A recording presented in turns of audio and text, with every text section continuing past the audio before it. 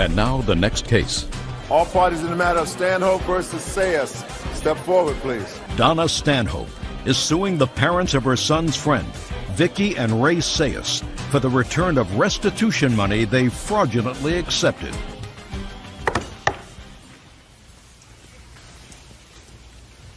Mrs. Stanhope, this is your son. Yes. According to your complaint, your son and the Sayers' son were friends. Your son was visiting the Sayers' home and at some point asked Mrs. Sayers if he could use her computer and her pen pal account to purchase something that he wanted, and he would give her the cash. Now, I don't understand all this stuff about buying things with pen pal and computers, because what? PayPal. Pen pal, PayPal. PayPal.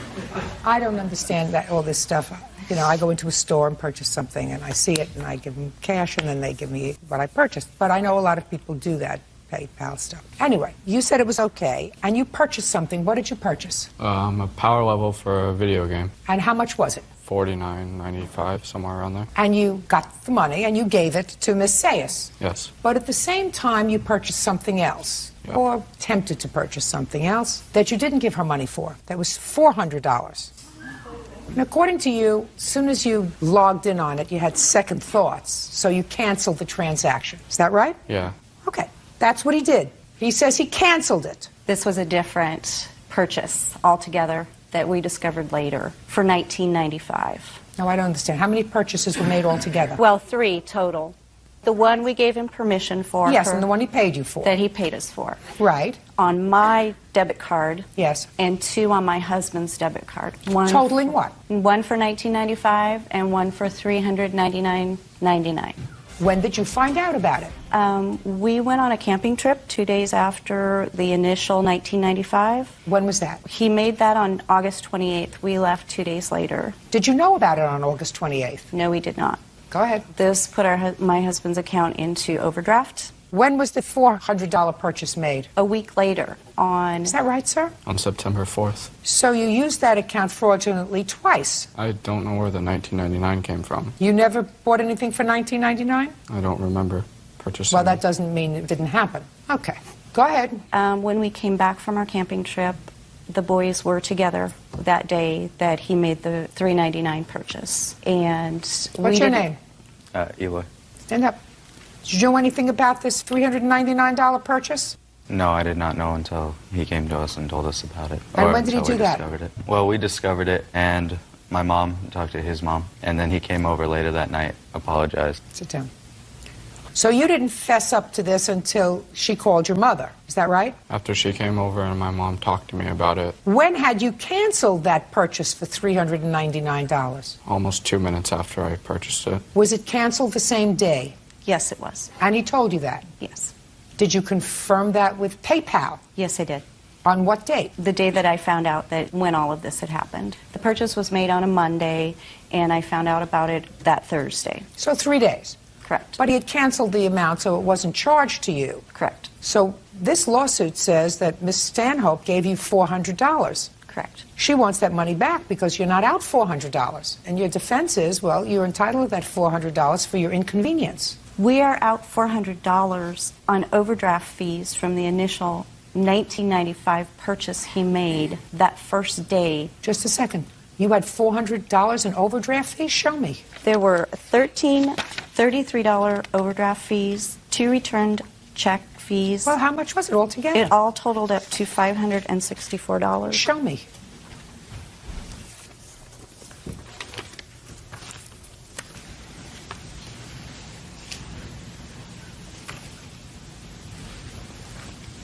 There was a credit card purchase for Steam games. That was the $19.95 purchase. What did you purchase for $19.95, sir? I don't know where that purchase came from.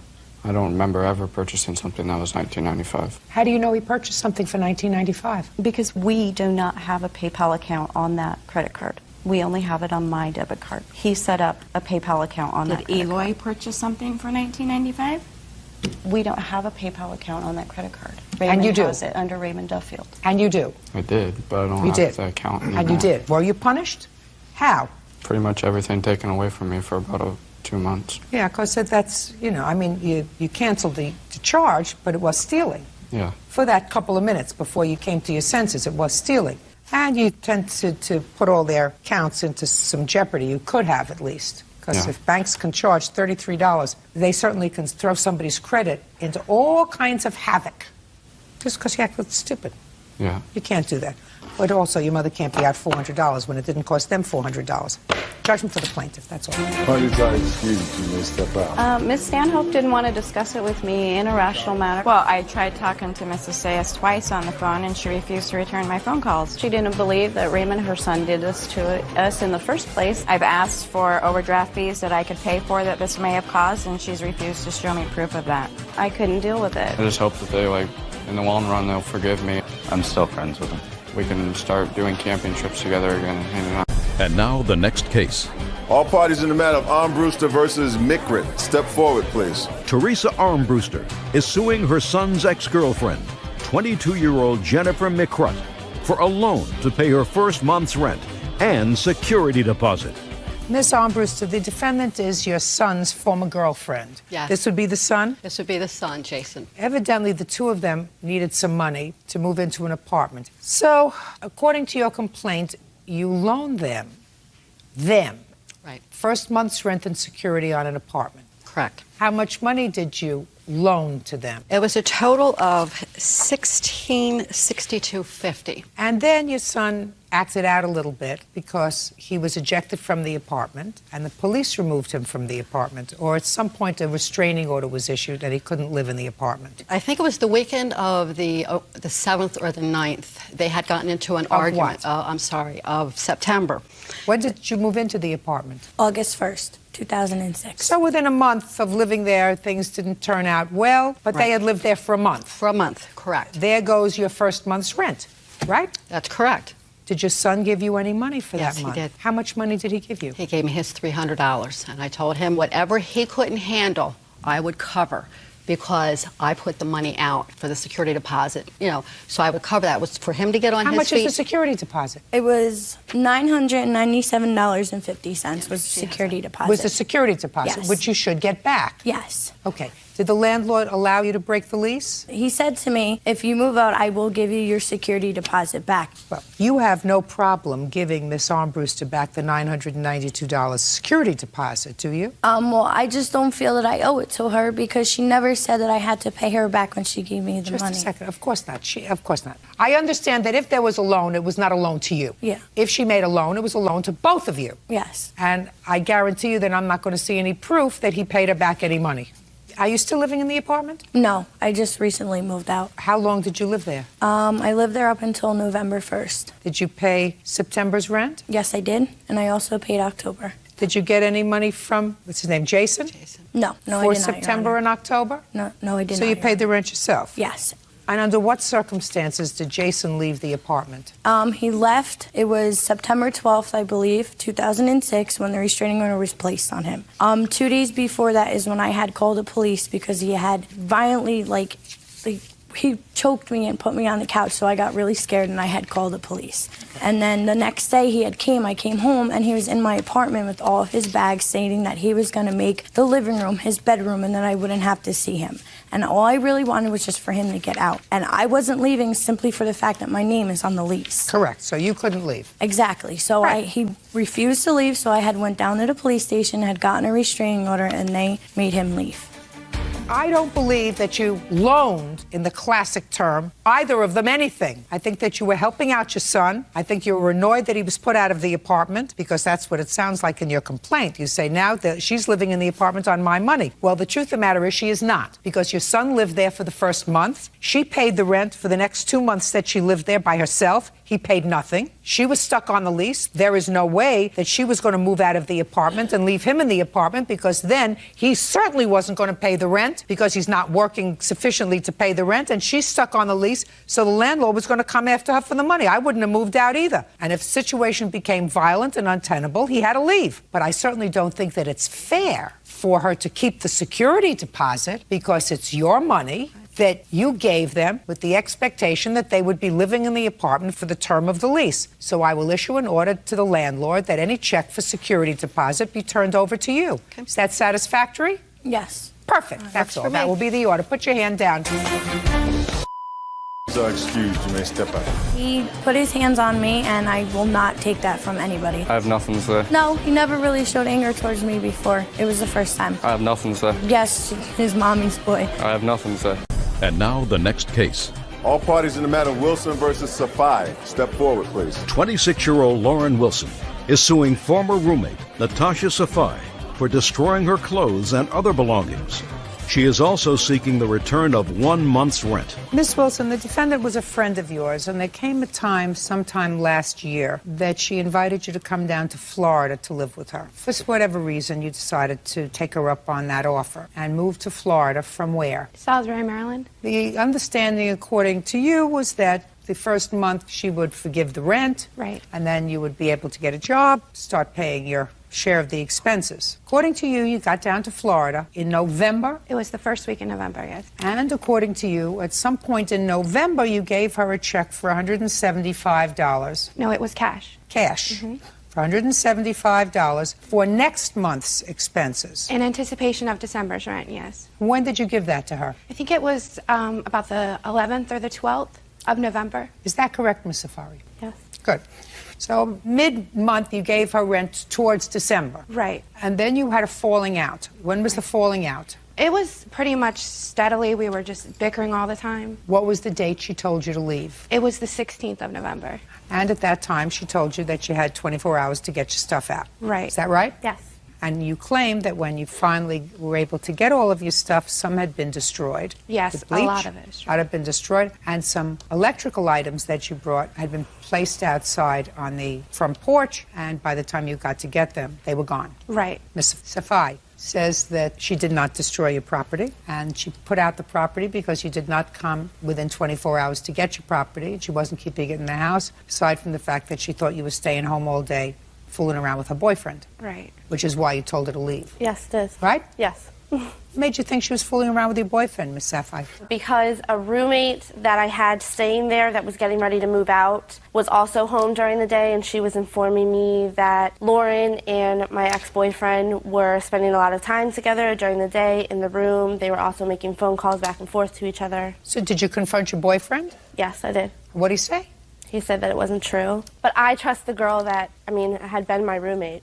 So how long did you keep the boyfriend after you had her leave? A few months. We're no longer together. Why didn't you kick him out? He wasn't living with me. Kick him out of your life is my question. Why kick her out? Why not kick him out? I did eventually, just not at the same time. Why? Because a good man nowadays is hard to find? What is it? Well, let me tell you this, Miss Safai. You cannot give her 24 hours to get out of your house. She gave you $175, which, according to both of you, went towards rent. She then becomes a tenant, whether she's on the lease or not. She's your tenant. And unless there is some action that is dangerous to your health and welfare that she's doing in the house, like selling drugs out of your house, inviting people over there that are destroying your property, you don't have the prerogative to say to her, under the law, you have to get out immediately. So that's one thing. So A, you have to return to her the $175. B, you put her stuff out on the porch. What did you put out on the porch? I put her clothes and all the rest of her belongings, her TV, her stereo system, all the stuff that she had brought, I put outside. You can't do that. Well, I didn't destroy her stuff like that. I have my witness that was with me when I put the stuff outside, and it does not look like that when I put it outside. Well, then you didn't take good enough care of it, madam, because then somebody else did it, but it's your fault. You can't put her stuff outside and place her stuff in a position of either being stolen or destroyed or vandalized by other people. You can't do that. So I don't care what your witness says. Once you put that stuff out, having no right to put that stuff out because she's a tenant in your apartment, you are responsible for anything that happens to it. That's it. It's not a hard case. Judgment for the plaintiff in the amount of $383. That's all. $383? $1,383. Okay. Thank you, Your Honor. You're right. Parties are excused. You may step out. We obviously just should have thought better before we became roommates. Girls being catty, I guess. I let her come stay with me. It obviously wasn't going to work out. One of the worst experiences of my life. Not roommate with anyone. Don't ever live with two females at the same time. That's what I would say. Ann Gribben is suing singer-entertainer Porter Singletary for the return of her deposit. Ann claims Porter stopped performing halfway through her son's birthday party. All rise.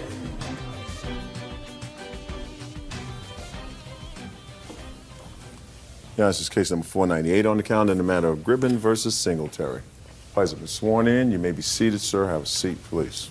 Miss Gribben, you hired the defendant, who is a singer, Yes. to sing at your son's birthday party. Yes. You gave him a deposit of $250. You want that deposit back because you claim that he came to the party and left after performing 3 songs. Correct. Mr. Singletary says that he came to the party, he was ready to continue with his part of the contract, but you had at least one unruly guest who wouldn't stop heckling him, and you did not take care of your guest. So that's his defense. Yes. How much were you supposed to pay him for the evening? $450 for 4 hours.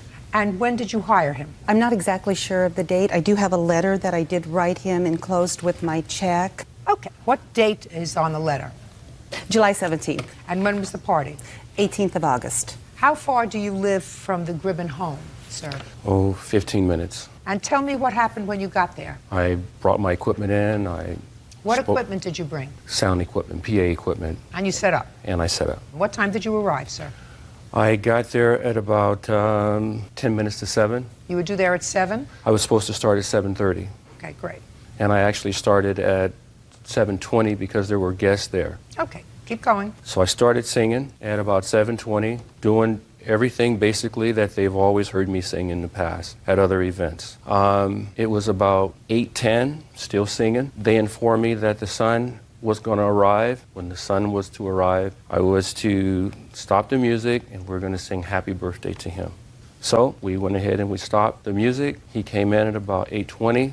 I've already sang an hour. And then the son comes in and we all sing Happy Birthday. And he comes in, he walks through. I continue to sing. A lady came up to me and she said to me, "Can you pick the pace up a little bit? Can you sing something a little bit more up?" I said, "Sure, fine." Not Miss Gribben. Yeah, I don't know who this person is. You mean the person who came up to you? The person that came up to me. So out of respect to the household and the people that were there, I said, "Okay, fine." So I sang something a little up. I sang 2 more songs. Then the lady, she comes back again and she says, "Could you sing something, a little bit more up?" And I go, "I am singing up. What do you want me to sing?" She says, "Oh, I don't know, just anything, but sing it up." I said, "But if you tell me what kind of music you want, I can sing it." So then she says, "Oh, just go ahead." So I sang a couple of more songs. She comes right back again after 2 songs.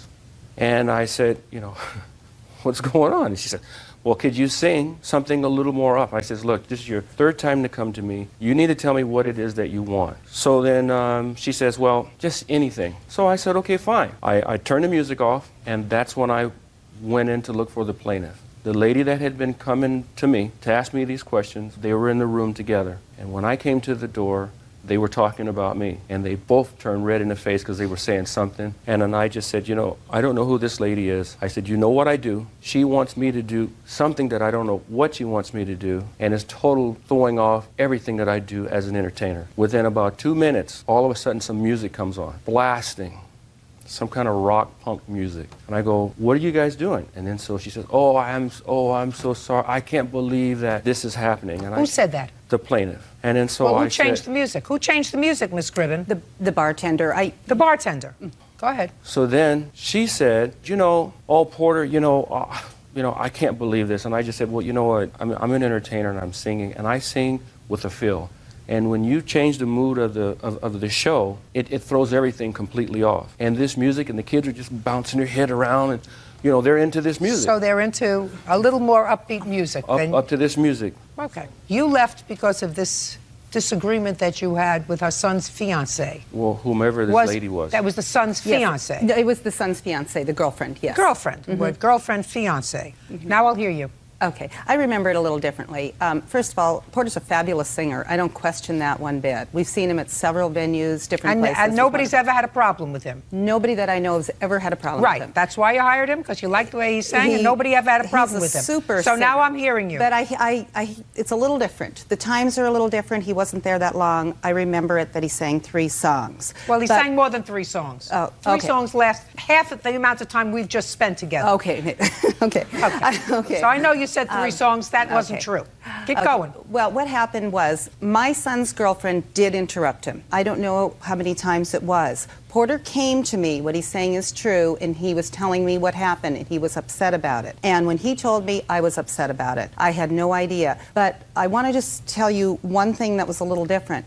Porter was going to come that day with a DJ. And what happened was two things. He was going to come at 1 o'clock that day, and we were going to go over the song list. But it was his birthday that day, and he called me and said his family was taking him out to lunch. Would it be all right if he didn't come? I said, yes, it's fine. We'll see you tonight. Okay.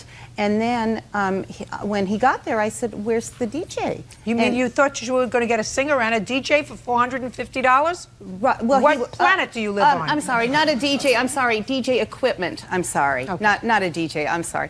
So you had entertainment for the entire day where he was going to sing and DJ equipment when he wasn't singing. Correct. For $450. Keep going.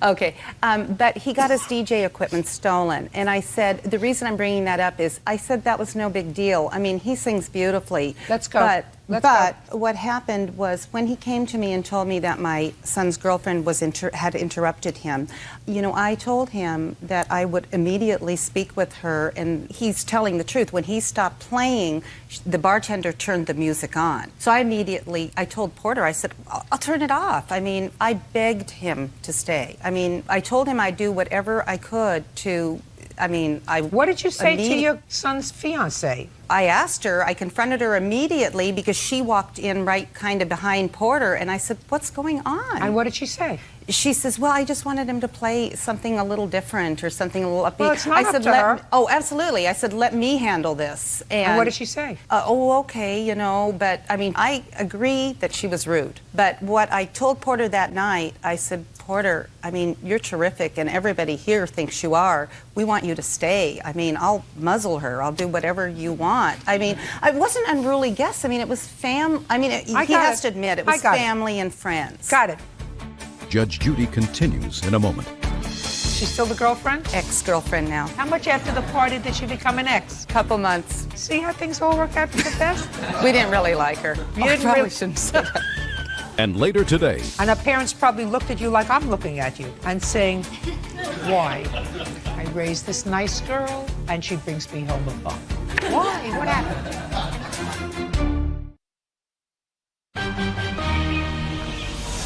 real cases, real people. Judge Judy.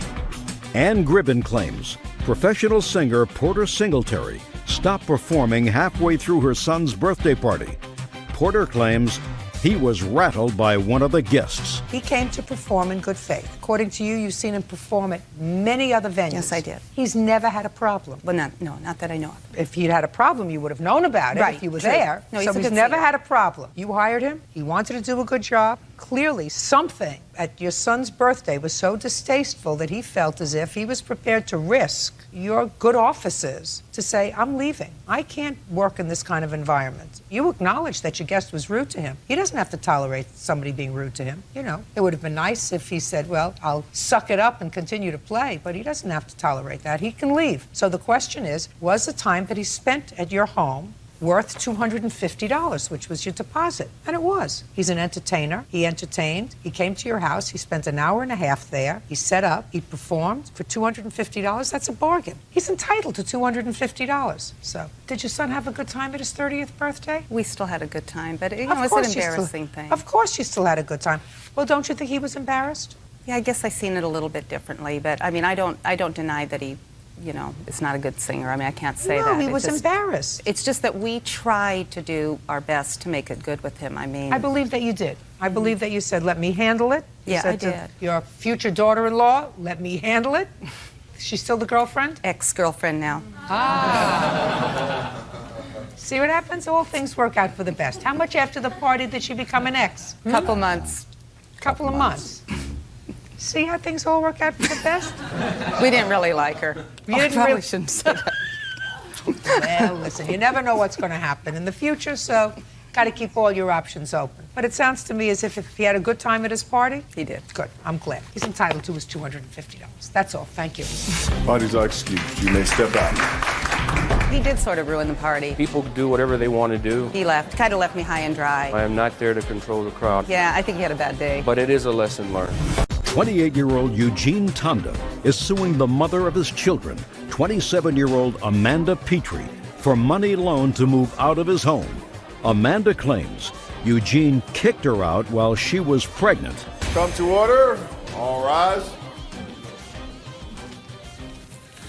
Your Honor, this is case number 492 on the calendar in the matter of Tonda versus Petrie. Thank you. You're welcome, Judge. Parties have been sworn in, Your Honor. You may be seated. Mr. Tonda, you and Miss Petrie have 2 children together. You've never been married. Is that right? Yes, Your Honor. How old are your children? 4 and 2.5, almost 3. And in what state did you live? Minnesota. Where do you live now? I live in Texas. That's where I'm from. Where do you live now? I still reside in Minnesota. Your complaint, Mr. Tonda, alleges a loan to the defendant, which she was paying for several years. And then when she left Minnesota with your children and moved to Texas, she stopped paying the loan. You want her to continue paying the loan. Correct. Ms. Petrie says that she was coerced into signing a paper or agreeing to repay this money. It was never intended to be a loan. And now that she's in Texas, she's not paying you another dime. Let's see. When did you make this loan and what was it for, sir? I originally took out the loan, Your Honor, in March of 2004. It was to get Amanda into an apartment of her own. She was living with me, but we were not together at the time.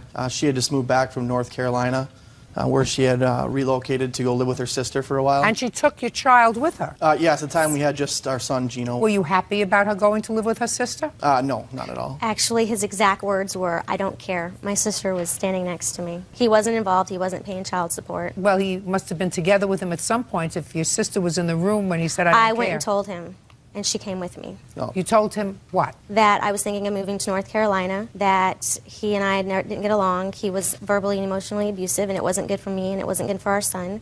He wasn't paying support at the time, and that I needed a fresh start. And he said? And he said, "I don't care, whatever." Actually, Your Honor, that's not true at all. I was paying support to her directly. And the manner of which she broke this news to me was, we were actually at a bowling alley, and she had got furiated about some silly thing and then said, "Well, I'm moving to North Carolina," and just picked up and walked away. And it wasn't like a calm, cool, collected. Was it in a bowling alley that you told him this? I did tell him. Fine. Got it. Okay, then you went to North Carolina. That didn't work out. And he wasn't paying child support. Moved back to Minnesota at what point? I moved back at the end of November of '03. He convinced me to move back. We had found out I was pregnant with our daughter now, and I wasn't going to move back, and he convinced me to move back, that he had made mistakes, and he was going to be more involved. And then a week after we moved back, he had decided that living in his house was too much of a family unit, and we just argued all the time. And then in March of '04, 3 weeks before I was due with our daughter, he kicked us out. He didn't take the loan out to help me. I wasn't searching for an apartment. I had no job at the time. I was due in 3 weeks. He took it out, didn't discuss it with me, had no idea, and said, "You need to get out of my house." I let him know, "I don't have a job. I'm due in 3 weeks. Where do you expect us to go?" And he said, "Well, I took out a loan." So I didn't know about it. I've never signed anything. Okay, let's go. That, again, not the case. We had discussed it before. We were not together at the time. Yeah, she was living with me. I, at the time, had still originally purchased this house with a friend. So there was a couple roommates there, and it wasn't an environment for, 2 kids. There was, 2 other, mid-20-year-old men living there. So I let her live there as an accommodation until we could find something. So you were living with him in a house with other adult males? They lived in the basement, yes. With other adult males? Yes. Did you share a room with him? Yes. In that house? Yes. Okay, so you're sharing a bedroom? Correct. So far, you're losing my sympathy, Mr. Tonda. Well, it was an unfortunate circumstance. I mean, we had to do what we had to do, and that's why, I didn't kick her out. I brought up a proposition that I felt would be beneficial for both of us to get her into a place with, more room before our daughter was born. Why? Who was going to be there to help her? Who was going to be there to help her? That's my We question. had gotten a place, 15, 20 minutes away from my house, so. That's 15 or 20 minutes. She's expecting a baby. She's living in Minnesota. I assume she has no family in Minnesota. She did not have any family per se, but my family had taken her on as like her own. She had no family in Minnesota. She's due in 3 weeks. Your child. Yep. So it would seem to me you'd want to keep her around at least until she's back up on her feet after the baby is born. It doesn't seem like the appropriate time to find her a new space, Mr. Tonda. Well, I felt it was more appropriate before the baby was born than after. You're wrong. It was selfish and babyish.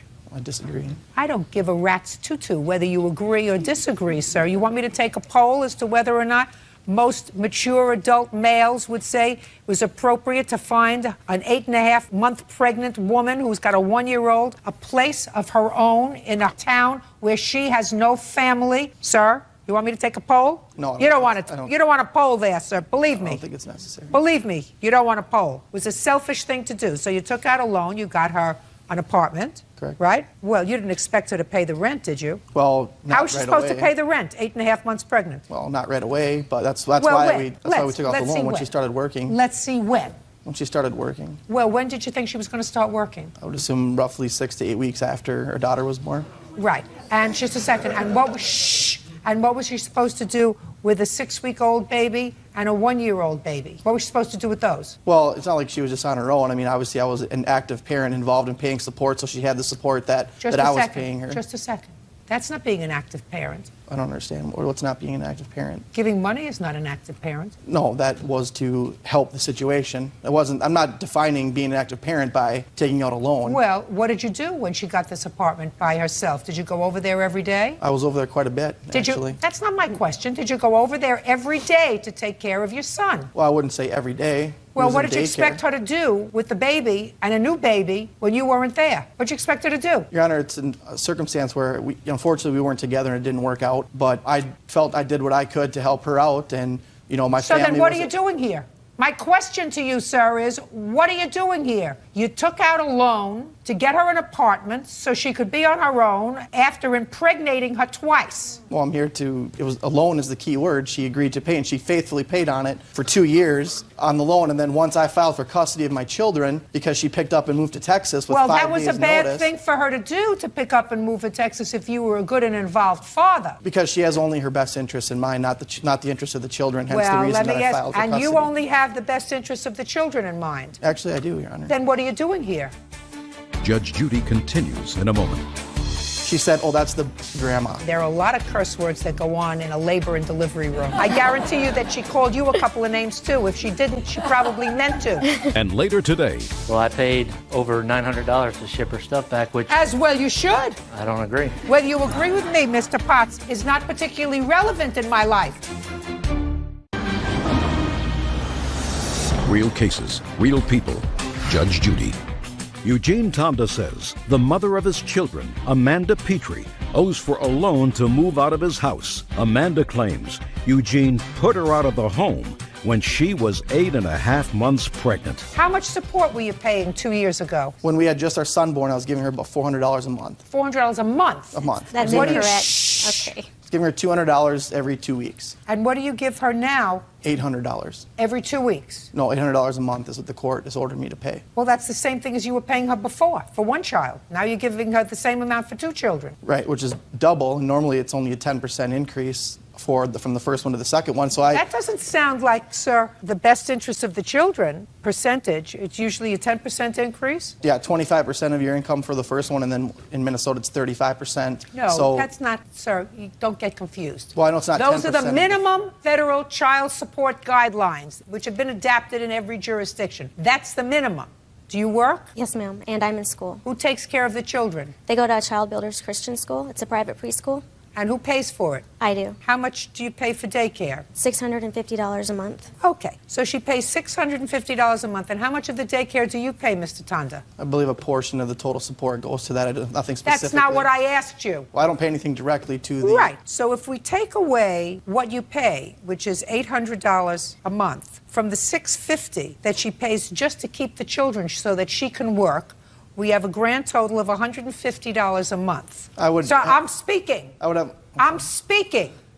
We're going to divide that by 2 equals $75 a month for each child. And that we're going to divide by 30 equals $2.50 a day is what you pay for each of your children in child support. May I speak now, Your Honor? Sure. Okay. I don't know her exact financial situation, but obviously I want to be involved to the point where I'm filing for custody of my children. And the fact is that she must not be hurting too bad because she's obviously able to afford a lawyer to fly up to Minnesota to try to fight from keeping me from having the opportunity to have my kids reside in the state where I live. Mr. Tonda, I want you to listen very carefully, sir. I have tremendous sympathy for non-custodial parents who don't see their children. And I have usually very little sympathy for custodial parents who pick up and move away and make it difficult for the non-custodial parents to see their children. Usually. But let me explain to you, sir, that in this case, Miss Petrie followed you from Wisconsin to Minnesota, where you live, 2 times, right? Correct. And when she came back the second time, she had a baby, and it didn't work out. You say, I fulfilled my obligation. I set her up in an apartment because I wanted to be close to my children, paid the rent so it would be comfortable and easy for her, and gave her $200. But out of that $200, I expected her to work with 2 children, and to pay for daycare, and to pay me back my loan. Do you see why sympathy is waning for you, Mr. Tanda? Your Honor, the state was picking up the majority of the tab of the daycare when they were in Minnesota, so the situation that we had in Minnesota was perfectly fine. No, it wasn't working fine. You put her out and put her in her own apartment. And what you're supposed to say, Mr. Tanda, is, I'm sorry for bringing you to court. It was a stupid thing for me to do because I have found a very unsympathetic judge who doesn't find that this was a loan. The court finds that it was a very comfortable way for you to stay in your house with your 2 bachelor boyfriends and get rid of your responsibility that you didn't have to deal with on a regular basis, which clearly, according to your own testimony, you didn't. You weren't at her apartment every day after the baby was born, taking care of your son, taking care of your daughter. Well, maybe 6 out of 7 days. I don't, you know. Yeah, baloney.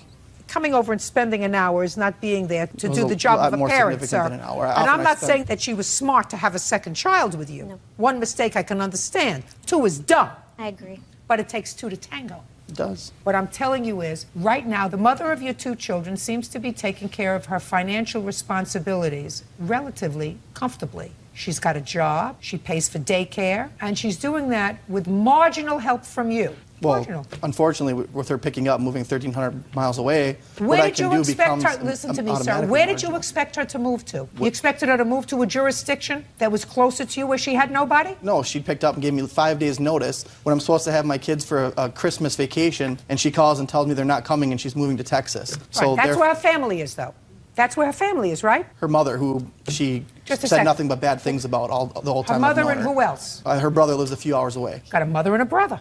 Yep. What do you do for a living? I work for a cell phone company. Which cell phone company? Verizon Wireless. Good. They have offices in Texas. Why don't you move there? It's Listen to me. That's where your family is, sir. Your 2 children are in Texas. Her support system is in Texas. She had a tremendous support system from my family, too. Now, her family's not your family. Right. You want to be near your children? Your Honor, can I talk Go to Texas. When our son was being delivered and her mother had called and she was holding our son, this is how much she adores her mother.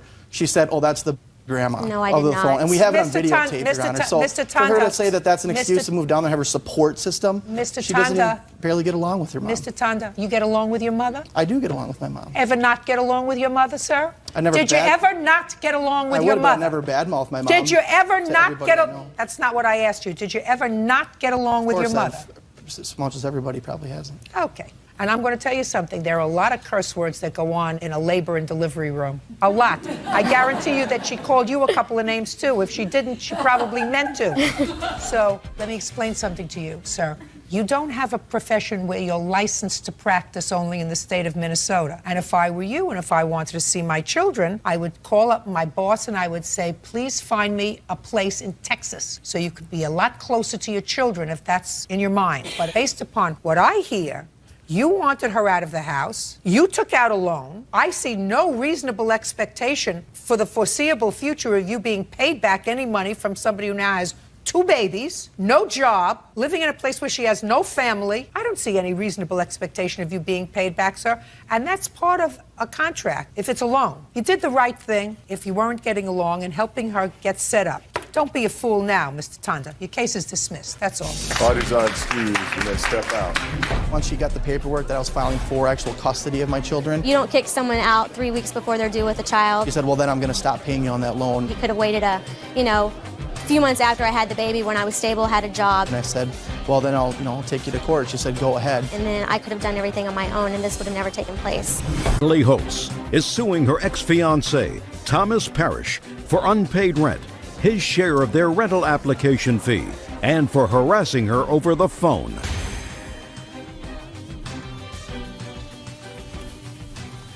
Now, this is case number 455 on the calendar in the matter of Holtz versus Parrish.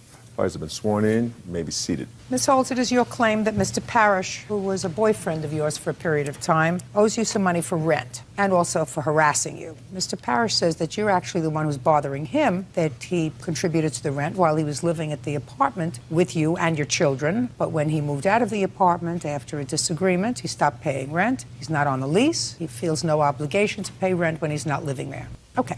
When did you move into the apartment with Mr. Parrish? After we got engaged December of '05. Did he give you a ring? Yes, he did. I have it with me. Okay. And I even went with my mom and bought a wedding dress, and I bought my daughter's dresses. We were going to have a ceremony on the beach. And when did you move in together? Mid-February of '06. And he went with me to the leasing office. When we went to fill out the forms for the application fee, which was $150, and to transfer within the same complex to a 2-bedroom, that was $500. So you had a 1-bedroom apartment with your 2 children? Correct. Where were you living, sir? I was renting a house in Chesapeake. With which his is about, mother. About 35 minutes from where she was living. Okay, so you weren't living together in the 1-bedroom apartment? No. No. I'm looking at him. Sorry. So you moved into the 2-bedroom apartment in February of 2006, and the lease was in your name only? Correct, but we had discussed, we had an agreement that we would rent the 2-bedroom together for 1 year to save up money to buy a house for after we got married. Good. And he paid half the rent for 10 months. Right, I got you, while he lived there. Right, correct. And he paid the rent faithfully, half of the rent, despite the fact that Yes. he's only one person out of 4 living in the apartment, correct? That's correct. Yeah, but they were Did- minors. I don't care if they're minors or not. He's one person out of 4. Correct. Living in the apartment. You get child support for your 2 children? I get for one child because he has them half of the month and I have them half the month. So you get child support for 1 child? Correct. How much? $400 a month. Okay. And he paid half of the other expenses on the apartment for the 10 months that he was living there? Yes, he did. He paid half the utilities. Half of everything? Yes, ma'am. All right. Now, what happened when he moved out?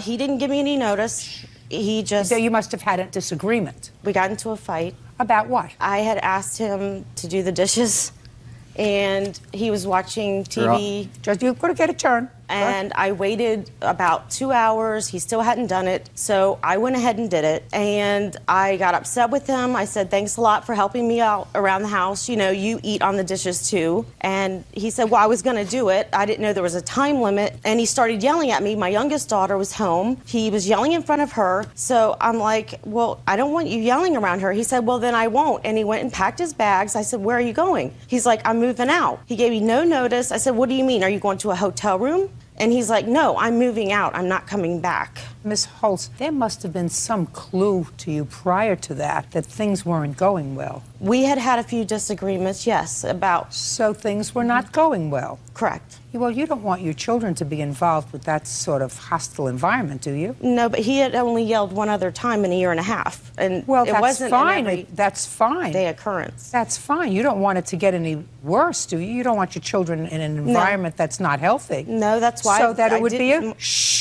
so that it would be a good idea that he left. Yes. I would agree with that. But I felt he was obligated for the last 2 months of the rent. Where are you living now? I just moved to a smaller apartment that I could afford on my own. Just a second. How much rent was this apartment that you moved into together? $1,203 a month. And how much was the rent in the apartment that you had been living in?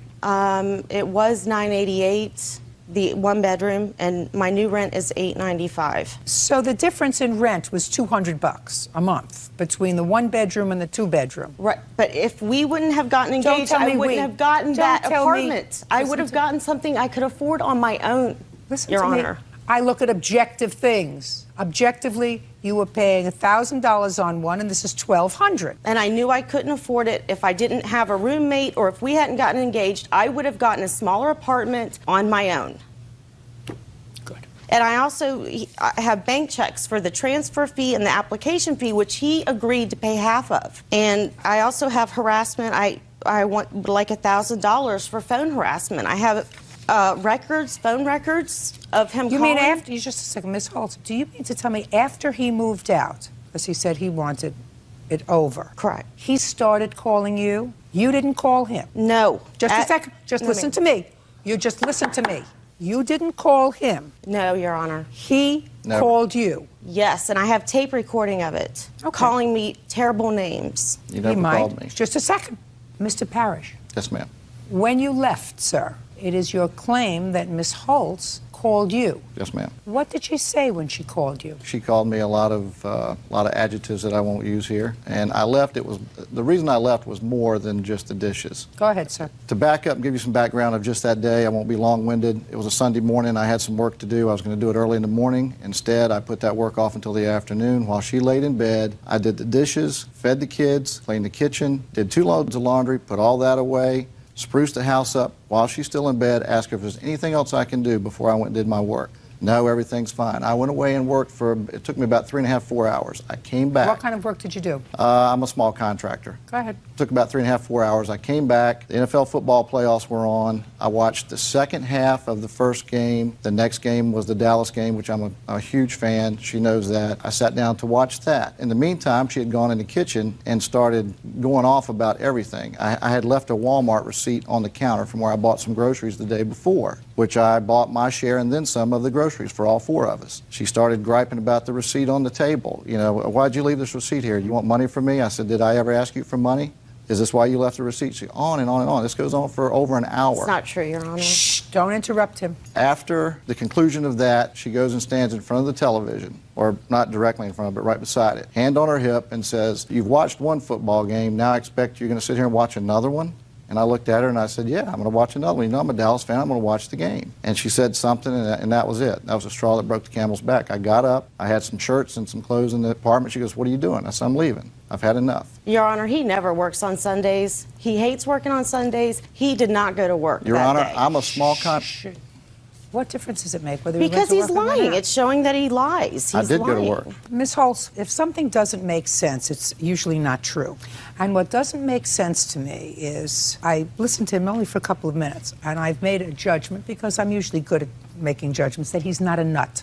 Thank you. I don't. You haven't heard this. Oh, I don't think he's a nut. I think maybe he was stretched to the limit, but I don't think he's a nut. And I think when he left, he probably would have left you alone. But you started bugging him because you were angry, just as you are angry right now. You are so angry right now, you can't even contain yourself.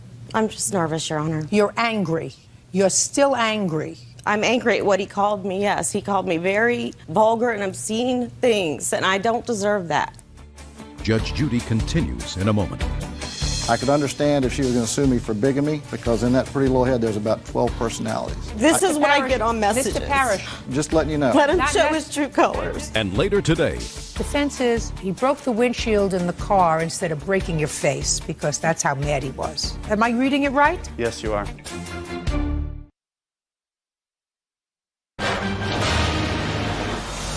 real cases, real people.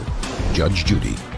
Natalie Holtz claims ex-fiancé Thomas Parrish owes for breaking their lease and for harassing her over the phone. Thomas claims he moved out because of Natalie's constant nagging. I'm going to ask you again to answer my question and answer it honestly. After he left that day, who called who first? He called me. First. Yes, he called me 27 times. Just a second. So what did he say, Miss Holtz, when he called you after he left? He said that I only think about myself, that I'm a self-centered, and I can't repeat what he called me. And yes, I did call him once. I asked him for my key back. Just a second. My question was, who called who first? He called me first. I have the phone records. You have a phone record that shows all your outgoing calls? Yes, I do, but his Great. is first. Great. Let me take a look at what you have. Put a mark next to where you called him. I'll put a star where I called him. All the other check marks are him calling me. Just go back to the beginning. The beginning is where he left on the 6th.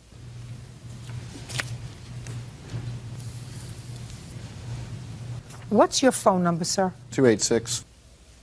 At your mother's house? That's my cell phone. That's the only. At your cell phone? That's the only phone I use. Yes, ma'am. Well, on the 6th, madam, 286 is outgoing. It says incoming. Outgoing, outgoing, outgoing. Then you have a couple of incoming. But on the 6th, I want you to point to where I've checked this off, please, and let her look at it.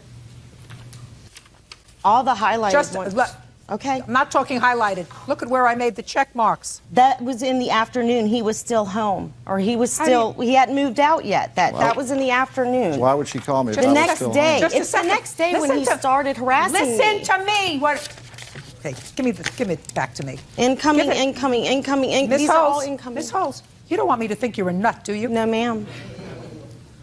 On the 6th, which is the day he left, according to you. That night. I'm speaking. You called him at a time when you said he wasn't out working because you said he doesn't work on Sundays. So clearly, you called him at that cell phone number, 216, 252, and 252. Yes, he went to the grocery store. So what'd you call him 3 times for? He called me, and I called him back on several occasions. So he went to the grocery store for whom? For all of us. We all had to eat. So he was out on family business? Yes, before we got in a fight. Yes, ma'am, he was. After I finished working. Just a second. Okay.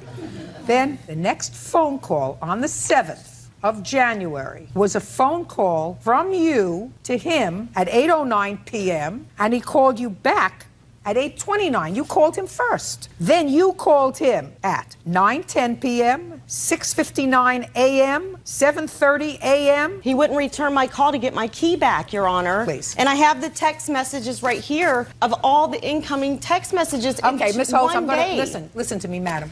You got to get over it. Get over it. It's okay to call somebody the B word and the C word? Get over it. Sticks and stones break your bones. Names will never hurt you. Did your mother ever teach you that? You have to get over it. It's finished. You may be angry. You may be angry that you devoted 10 months of your time to him. He may not have said nice things to you. I mean, you can tell. I've had 24 calls since the 9th here. Listen to me. Listen to me. I'm looking at your phone records. I don't have them. You called him first. To get my key back and my mailbox key back. Change the lock. What? Go ahead. I just want to clear up a couple of things. You've done a nice job of clearing up the harassment. First of all, I don't understand her suing me for ever how much she sued me for, $1,200, $1,300, whatever it is. I could understand if she was going to sue me for bigamy. I could understand that because in that pretty little head there's about 12 personalities. Mr. Parrish. This is what I get on messages. Mr. Parrish, listen to me. Not necessary, sir. Okay, I just letting you know. Let him show his true colors. Not necessary. Okay. She may be stressed. She's a single mother. She's a good mother. She's a single mother. Takes care of the kids. Money, I'm sure, is tight. I'm sure it was much more comfortable when you were there.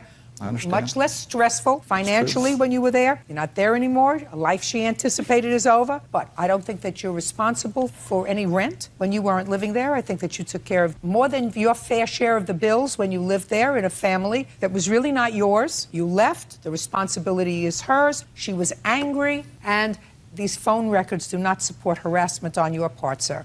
I mean, common sense dictates that if you left, you would have been just as happy to be left alone. Period. But very hard when you are stressed to deal with that kind of change. I get it. But you're not entitled to any money, madam. The case is dismissed. That's Your all. Honor. That's all. Please excuse you may step out. He was the one that had the 6 or 7 different personalities. I don't know what her problem is. I don't know. I saw that and I didn't want my kids around that. I guess she just can't let go. Ray Wood is suing his ex-girlfriend, 23-year-old Mindy Golden, for damages resulting from a false arrest for burglary. Mindy claims Ray unlawfully entered her home after they broke up. Order. All rise. Yes, case number 473 on the calendar in the matter of Wood versus Golden. You're welcome, Judge Price. Have been sworn in. You may be seated. Ma'am, have a seat, please. Mr. Wood, this lady used to be your girlfriend, and I would assume that the person standing on your side is your brother. Is that right? Yes. It is your claim, Mr. Wood, that the defendants falsely reported that you were burglarizing their home, causing you to be arrested. You spent money on attorneys, and you want to be compensated for their false reporting of this burglary. Miss Golden and her brother say that you actually were in their home without permission, which is a burglary. They say that you retaliated by calling Child Protective Services and claiming that the two of them were using drugs in front of their children, in front of your children. Right. And in addition, Ms. Golden is counterclaiming because she says because of your action, she was fired from her job. She wants to be compensated for her lost wages. When did this unholy alliance begin? June 2004. Did you live together? No.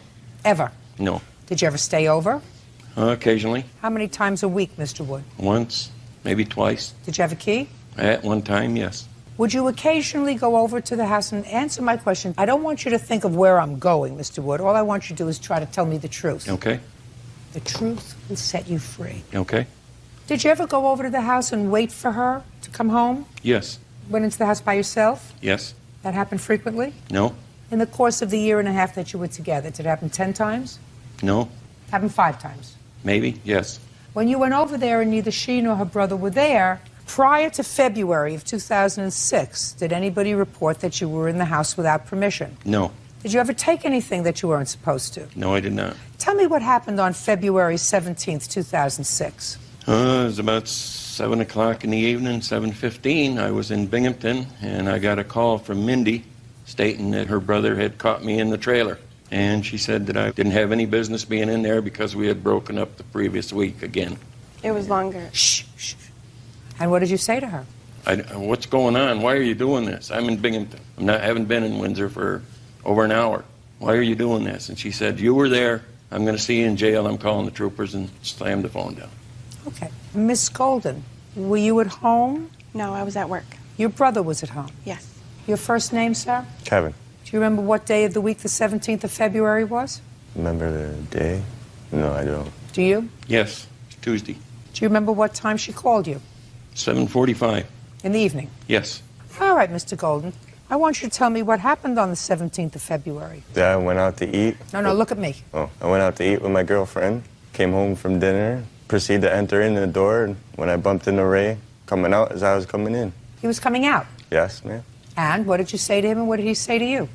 Just nothing. We were just both like, yeah. And I heard a hissing noise. And that was the propane. So I went to investigate that. And I turned around. By the time I fixed that, he was gone. What was wrong with the propane? It was unhooked from the tank.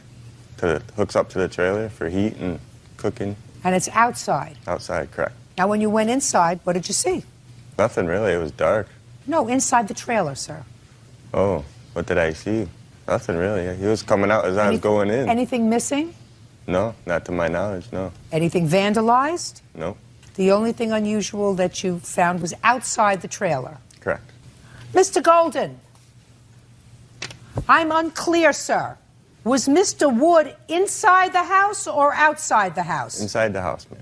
Inside? Yes. Is there a key that you used to get inside the house? Yes, ma'am. How do you think Mr. Wood got inside the house? Had his own key? Did you have a key to the house? No, I gave it back to Mindy. I had asked for it back, and it took him a week to give it back to me. So you got it back? Yes, I did. When, Mr. Wood, did you call Child Protective Services on the Goldens? I didn't hear from the troopers for a week to 10 days on the charge.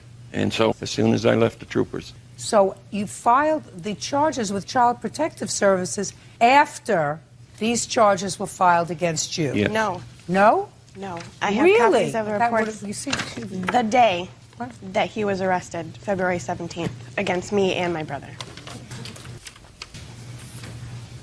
after he was arrested. You have to stop trying to figure out where I'm going, madam. You're not that clever.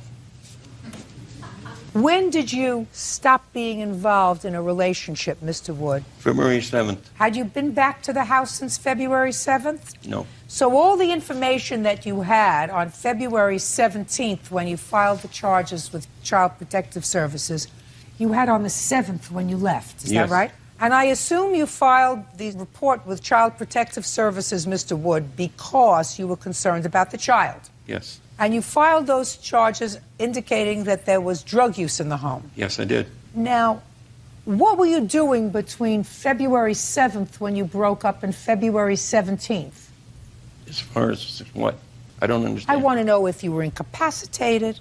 Oh, no. I want to know if you were hospitalized. No. So you want to tell me, sir, why you waited from February 7th to February 17th to report to Child Protective Services something that you must have felt very strongly about this drug use in front of a child, right? Right. So explain to me why you waited 10 days. I thought maybe it would change. So what told you that it wasn't going to change when they filed these burglary charges against you? Is that what you're telling me? No. You mean it was just a coincidence? I thought maybe. You mean it was just a coincidence? Yes. That the charges were filed on the same day with Child Protective Services as the charges for burglary were filed against you. Yes. That's a coincidence, sir, that I find very hard to swallow. Because if someone is legitimately concerned about the welfare of a child, how old is your child? He's 3 now. He was 2. About a 3-year-old child that has no voice, then I assume that this drug use has been going on for a long time, right? Yes. That you would have reported it immediately, right? Right. You chose to wait serendipitously on the same day as you were arrested for burglary to report it to Child Protective Services. Yes. That would be unfortunate. Judge Judy continues in a moment. Did you ever smoke marijuana in front of your child? No, ma'am. Did your brother? Not to my knowledge. Well, you would know that, right? I would hope so. And later today, If you gave her, let's say, $5 a week, it means going one less time to McDonald's, getting one less Frosty Freeze. real cases, real people. Judge Judy. Ray Wood claims ex-girlfriend Mindy Golden had him falsely arrested for burglary. Mindy is countersuing, claiming Ray made false allegations to Child Protective Services. Now, let us move on to your counterclaim. Yes, ma'am. Go. He filed another report against myself and my daughter's father. So 2 separate reports to Child What were you Protective. doing with your daughter's father? Nothing. He doesn't even know my daughter's father. Well, what did he allege you were doing? The same thing. Did you ever smoke marijuana in front of your child? No, ma'am. Did your brother? Not to my knowledge. Well, you would know that, right? I would hope so. Let's get to the counterclaim. Honestly, I just want him to leave me alone. And I wouldn't have filed the counterclaim if he hadn't done this. Okay, so you're going to withdraw the counterclaim because you want me to deal with his claim of false arrest? Please. Mr. Wood, I believe you were there. How about that? I wasn't there. I believe you were. I don't see any other reason, sir. I understand that the grand jury refused to indict you, probably because you really didn't do anything while you were there except maybe pull apart the propane so that they would run out of gas. That's what you did. I don't necessarily believe that he saw you inside the house, but I believe that he saw you there. I don't know what you were angry at, but I believe that he saw you there. And I believe that you retaliated, and you retaliated by filing charges against both of them for drug use. I believe that that's an inappropriate way to conduct yourself if you were legitimately concerned about the welfare of an infant. And what you do is you report those concerns immediately to Protective Services, and you don't wait until you have an axe to grind to do it. That's not what Child Protective Services is there for. So I believe that you were there on the 17th of February. I don't think that you were there to burglarize the house. And by the way, Miss Golden, you want him to leave you alone? He better leave you alone. Did you file for a protective order? Yes, I did. And Do you have one? I did. It ran out, but he was leaving me alone, so I didn't renew it. How long did you have it for? 6 months. So now he's leaving you alone? Yes. Perfect. Let it remain that way. The lawsuit's dismissed, sir. You were there on the 17th of February. I believe you were there. That's all. Parties are excused. You may step out. Came to my work and wrote things on the wall about me in the men's bathroom. She smokes marijuana. They're really heavy into drugs, and I'm not. Calling repeatedly. Me? Sometimes she'd call and hang up the phone. Not me. Yes, she has at my work and at my home. She was upset because we broke up. Regardless, it doesn't matter. 23-year-old Kenneth Kip Pinette is suing his former friend, Stacy Schwartz, for taking his car without permission and damaging the transmission, the clutch, and one of the tires.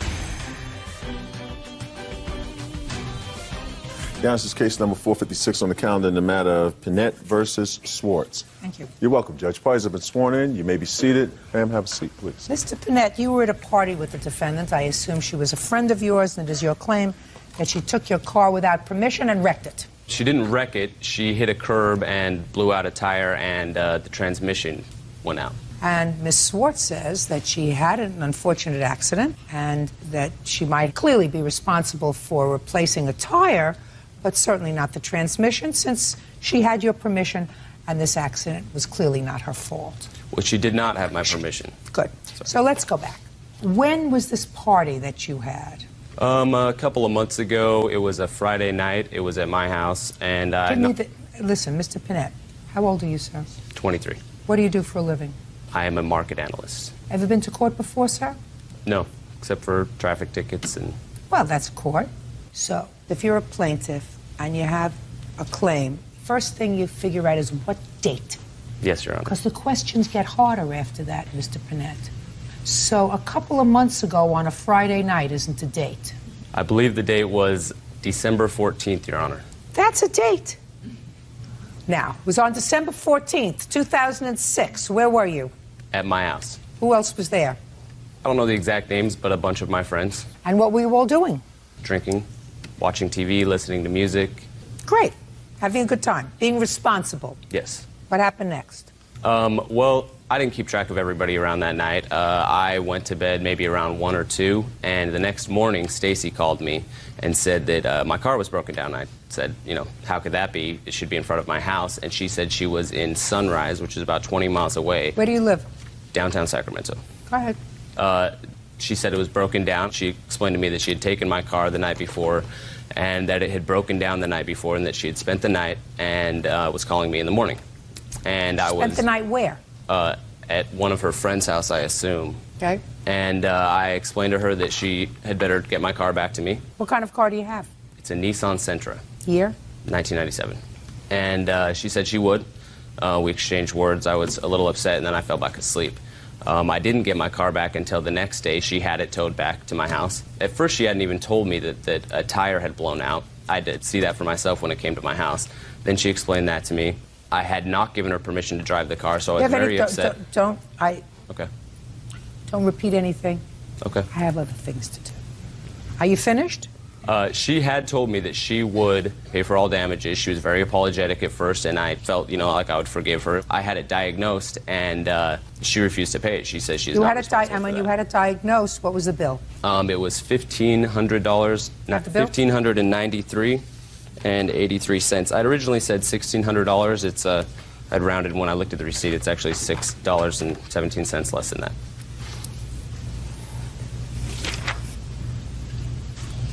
Mr. Panett, how did you pay for this? My father loaned me the money to pay for it, actually. Did you pay for it in check or cash, sir? I believe my father used his credit card to pay for it, and I had to pay my father back. What's your father's name? John Panett. His phone number?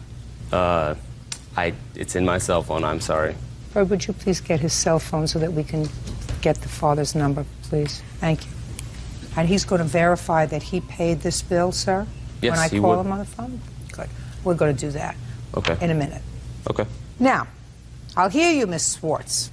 On December 14th, I was hanging out at Kip's house, and I asked him if I could borrow his car to go over to Jessica's house. Where does Jessica live? A few blocks from his house. And he said? He said yes, he let me borrow it. Good. So you understand, Miss Swartz, That's a different place than she was. Excuse me, Your Honor. You do understand, madam, that you did have limited authority to take his car to go to Jessica's house, which is a few blocks away. You understand that?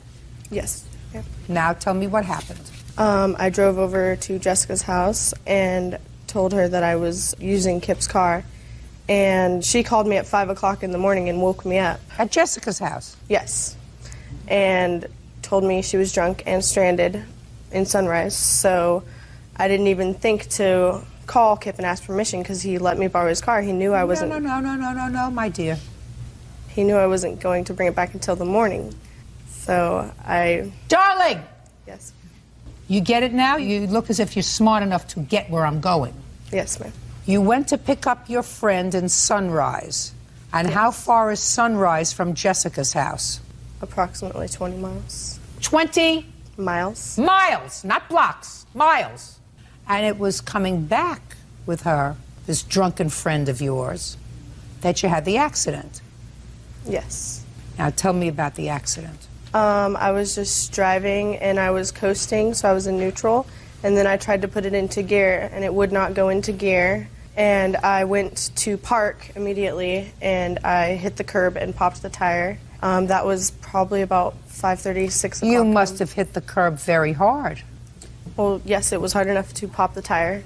And I immediately changed the tire. And since it was about 5:30 in the morning, my friend that I picked up just walked to her house because we were about a block away. And I slept in the car and called Kip about 9 o'clock in the morning to tell him that I was going to get his car towed back to him. Let us assume that I believe you. that Mr. Panett said that you could borrow his car to go to Jessica's house, which is a few blocks away, to Yes. stay over. When you exceeded his permission by going 20 miles away the next day, you no longer had his permission. Do you understand that? But he knew I was going to have it till the morning. Don't tell me what he knew. He gave you permission, according to you, to drive it a few blocks. A few blocks is not 20 miles. I have my witness here that saw him give me permission. I just said, don't you have your listening ears on? I said, if I believe you, he gave you permission to take it a few blocks away. Once you took it 20 miles away, you no longer had permission. Your Honor, he lets me borrow the car all the time. That's not Jay, true. just a second. Where do you think you are? Right here. Where is here? In this witness chair. And until you stand up there, what are you supposed to do? Listen to you. Right. Once you exceeded the scope of the permission, you no longer had permission. That's the law. Do you understand it? Yes. So all I have to do is deal with the issue of damages. And for that, you're going to give me John's cell phone. Yes, ma'am. Just let me power it up. Power it up. Judge Judy continues in a moment. What a nice father you have, sir. Thank you, Your Honor. Do you know what he doesn't remember? What? He doesn't remember you paying him back. And later today, What were you doing for the last 3 years? I was selling cars. Why did you decide to go back to school? I made a life-changing mistake of driving under the influence and lost my license. That was life-changing. Very much. Kenneth Kip Panett claims former friend Stacy Schwartz took his car without permission and damaged it. Kenneth says Stacy not only ruined the transmission and clutch, but she also popped one of his tires. John Panett, this is Judge Judy Scheindlin. How are you? I'm very well, thank you. Do you have a moment for just a couple of quick questions for me? I'm here, as you know, trying a case involving your son and this young woman who took his car without permission. Are you familiar with that? Okay. Did he ever ask you for any money to help him repair this car? When was that? 3 months ago. Do you remember how much it cost you, sir? Approximately. And did you use your credit card? Did he pay you back that money? I know, I have children. Did he tell you how it happened? That he needed a new transmission? Was he driving the car? Okay. Very good. And you used a credit card? Okay, great. Thank you very much, sir. I appreciate you taking the time. Bye-bye now.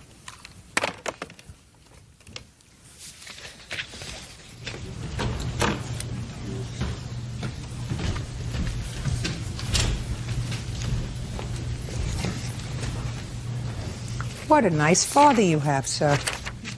Thank you, Your Honor. And as a matter of fact, your father does remember helping you out and paying for this transmission a few months ago. That's correct. Do you know what he doesn't remember? What? He doesn't remember you paying him back. Well, I owe him money pretty much all the time, and I am always paying him. So I'm in the process that he of doesn't paying him. remember. I mean, he does remember laying this money out for you, but he doesn't remember the fact that you paid him.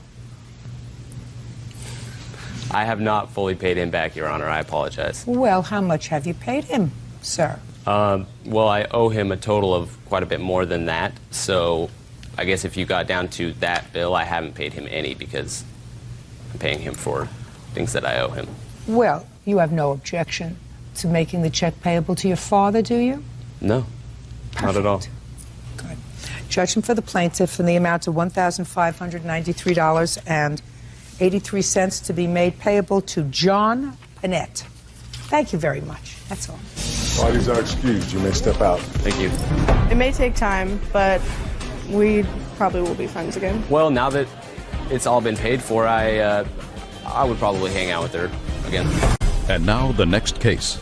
All parties in the matter of Lawson versus Lemos, step forward, please. Christine Lawson is suing her ex-boyfriend, Joseph Lemos, for the cost of a big screen TV they purchased as a couple. Joseph says when they broke up, Christine kept the TV. Ms. Lawson, This gentleman used to be your boyfriend. You lived together for a period of time. Something happened while you were living together with your TV. You claim that he wanted to buy a big screen TV. You put it on a credit card. You allowed him to use the credit card. He used it not only for the TV, but for some other things. He paid for the other things that he used. Ultimately, he paid off the credit card up to the amount of the TV after you broke up, and then he stopped paying for the TV. You want him to pay for the television. Sounds very reasonable, right? Yes. Except that you have the TV. Correct. So, I'm confused. Mr. Lema says that he did, in fact, use the credit card to purchase some other things. Even after you broke up, he continued to make payments on the credit card until he had paid off all of the items he had purchased, but for the television. Correct. And the reason he didn't pay for the television is because you have the television. When did you break up? It's about April or May of 2006. And when was the television purchased? August of 2004. So you've been watching the television? Correct. In your house? Yes. Why don't you pay for it? I never wanted it. I don't like it. I would love to give it back to him, but I don't have, I'm using it as collateral, I guess, to get the rest of the money that he owes me. The only money that's owed is owed for the television. Not entirely. Most of it is for the television.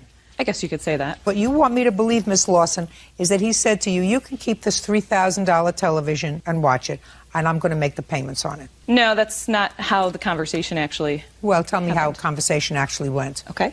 When we broke up, there was still about $4,000 on the credit card, which, as you said, there was multiple things on there. He was paying me up until September of 2006. Correct, He was and then making he payments. stopped. Right. And he wanted to take his TV, which would have been fine to me. However, I couldn't guarantee that I would get the rest of the money that he owed me if I handed over the TV.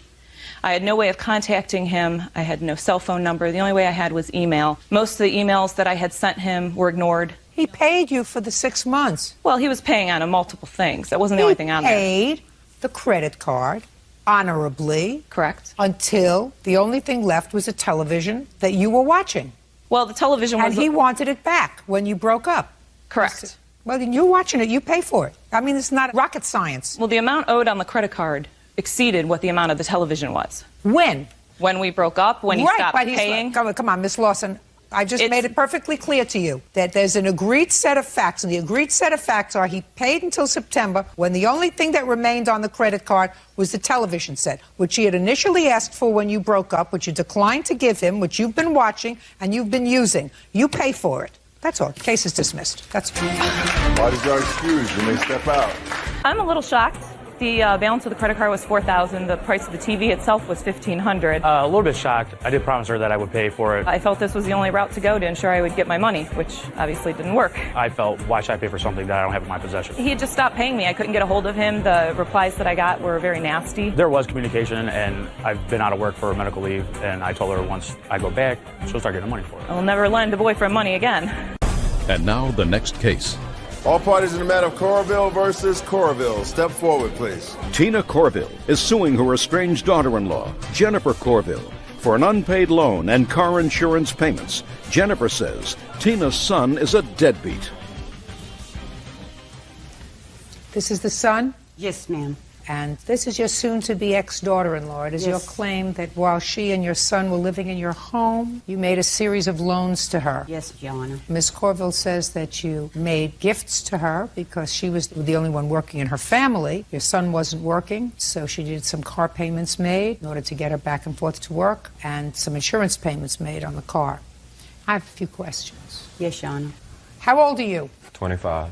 What do you do for a living? I'm unemployed at the moment. How long have you been unemployed? For not that long, because I had a job January 1st whenever I had put her out. Listen because to me. Listen to me. How long have you been unemployed? Since January 1st. Of 2007? Yes, ma'am. Prior to January 1st, 2007, your mother says that you weren't working a good part of the time. ma'am.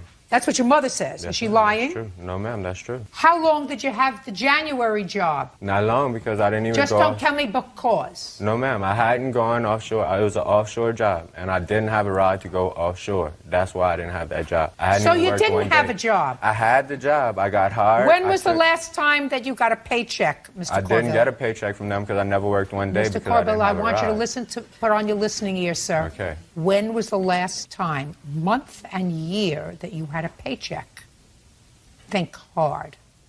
2006, and I can't give you the exact month. Well, give me close to the Okay. exact month. About the 10th month, or maybe even the 9th. What would that be, the 9th month?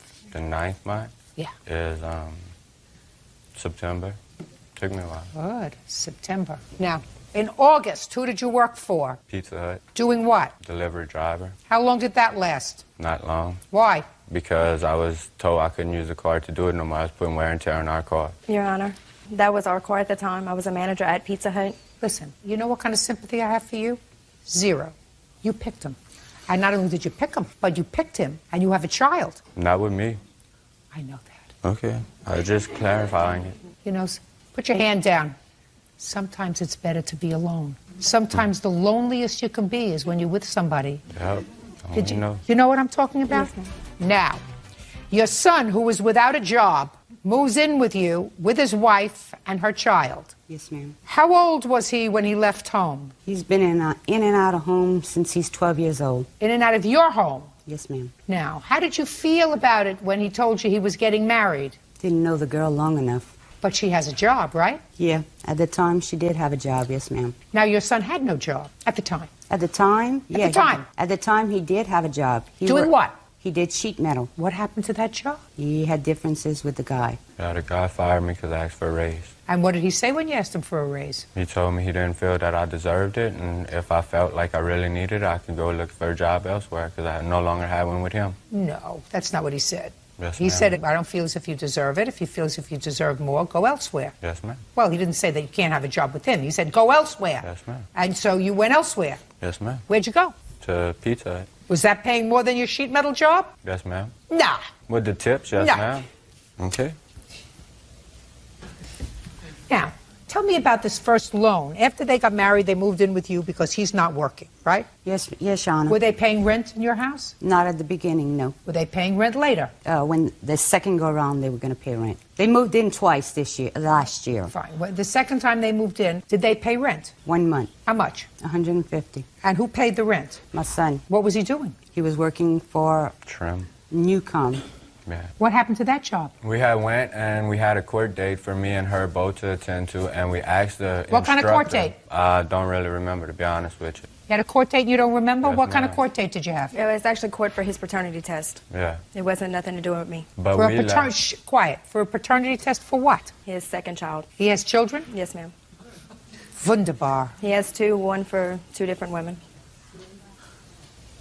Now, how much money in total did you give Miss Corville? $958. Tell me what it was for. In January. January of what? Of 2006. She bought a car with her income tax. Didn't have money for the insurance, so I loaned her $200. Just a second. Tell me about what she didn't have money for the insurance, and she said to you she would pay me back. Did you have that discussion with her or with your son? With her. Tell me about the discussion. She said that she would help us, give us the money because of the fact he was out of work. And she didn't want to see us without a car because if we didn't have a car, we were unable to work. Was he And that she working? said- Was he working at the time? No, ma'am. Did you subsequently get a job, sir? Yes, ma'am. Oh, you did. Good. Where did you get a job? That's whenever I went to the electrical company. And how did you get to the electrical company? She had brought me a few occasions. Who did? Miss Jennifer. Your wife? My wife, yes, ma'am.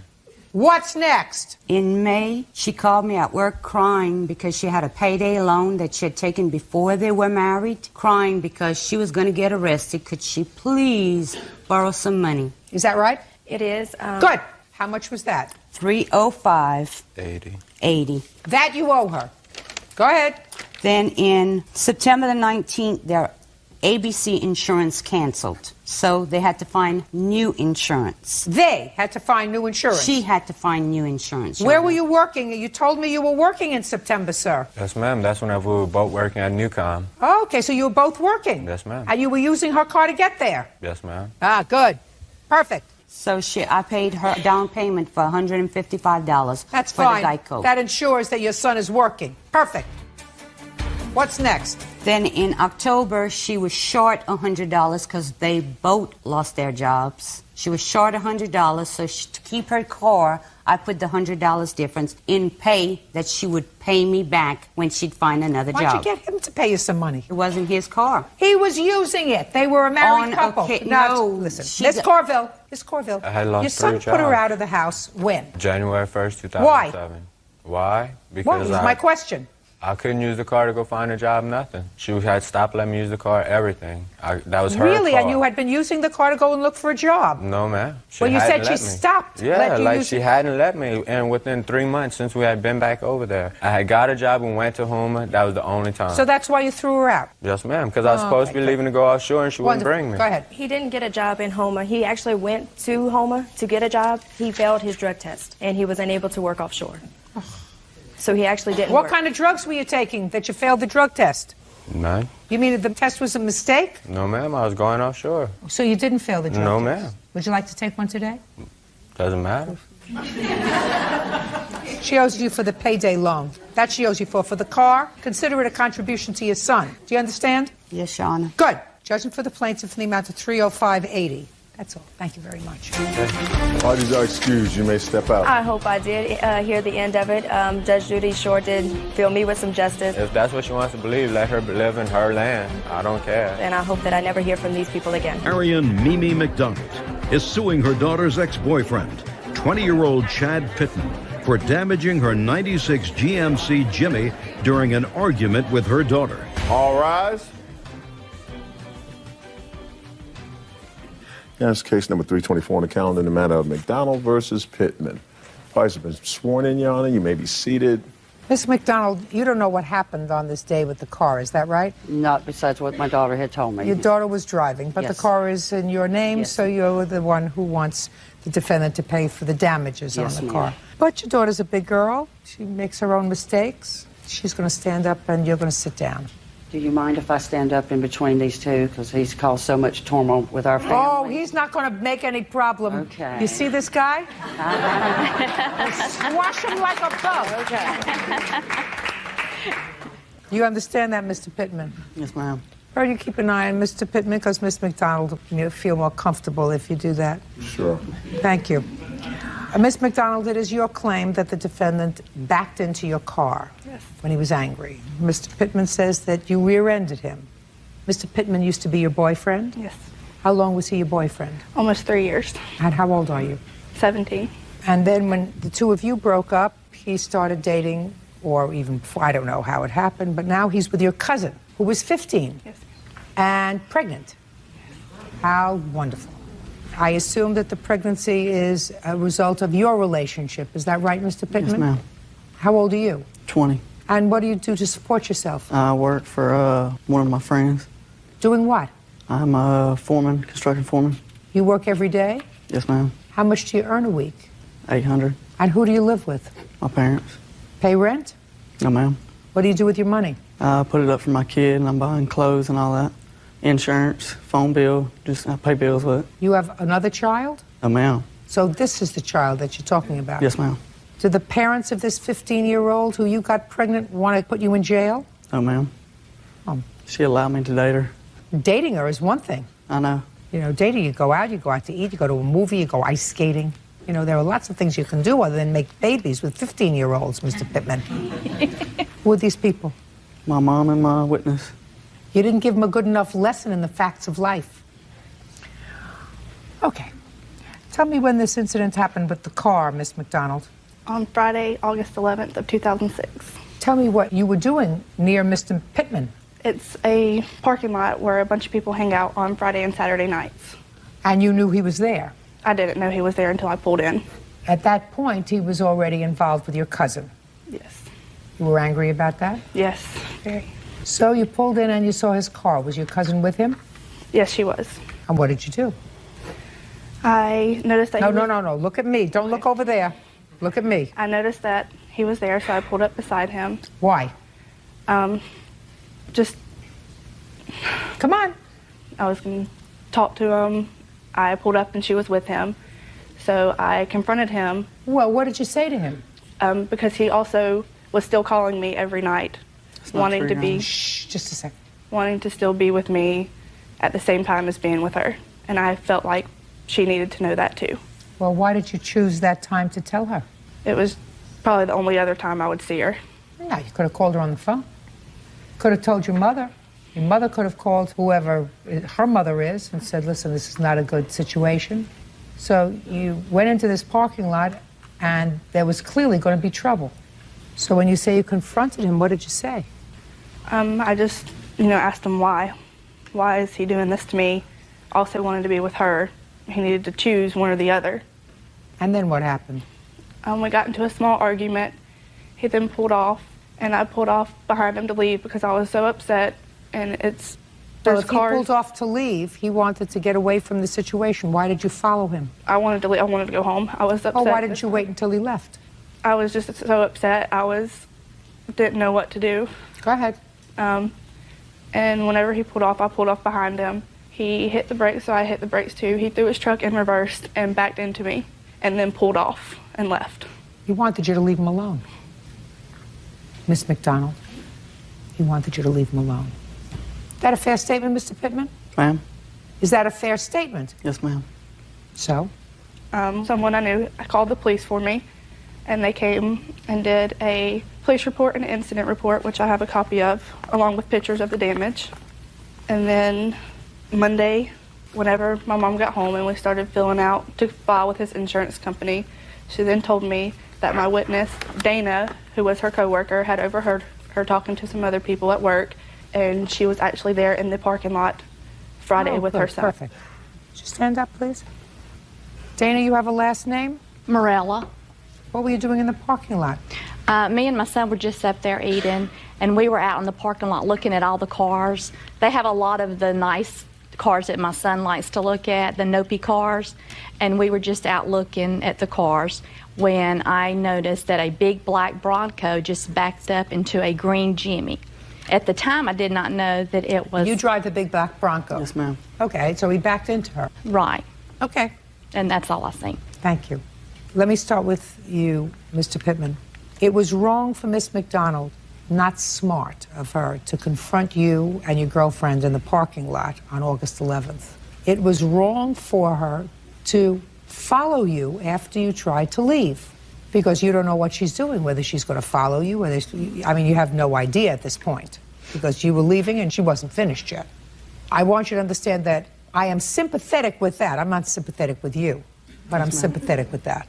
Now, all I want to know from you is, did you back your car into hers? No, ma'am. You better have very strong, convincing evidence, Mr. Pittman, and that doesn't necessarily mean you're going to be responsible for all the damage on her car. I'm telling you that right now, because I find that even if you did back into her car, she's partially responsible for what happened on that evening. Do you understand that? He was trying to get away from her. She was acting like a nut. She's a kid, and she was acting like a nut, and he was trying to get away from her, and she wouldn't let him. So even if he did say, listen, I'm going to back up into her, I'm not going to hurt her, but then she's going to stop, it was sort of justified under the circumstances. So she is partially responsible. Do you understand that, young lady? So you better be able to convince me that this lady who was in the parking lot with her son is lying to me. Judge Judy continues in a moment. After she got through with me, she started on my fiance. She says, well, I hope you and your baby die at birth. That's her exact words.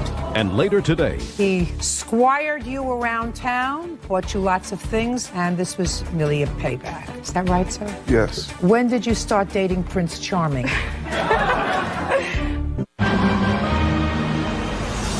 real cases, real people. Judge Judy. 17-year-old Michelle McDonald says her ex-boyfriend, 20-year-old Chad Pittman, purposely rammed her car with his truck. Chad claims it was Michelle who rear-ended him. Okay, let me hear.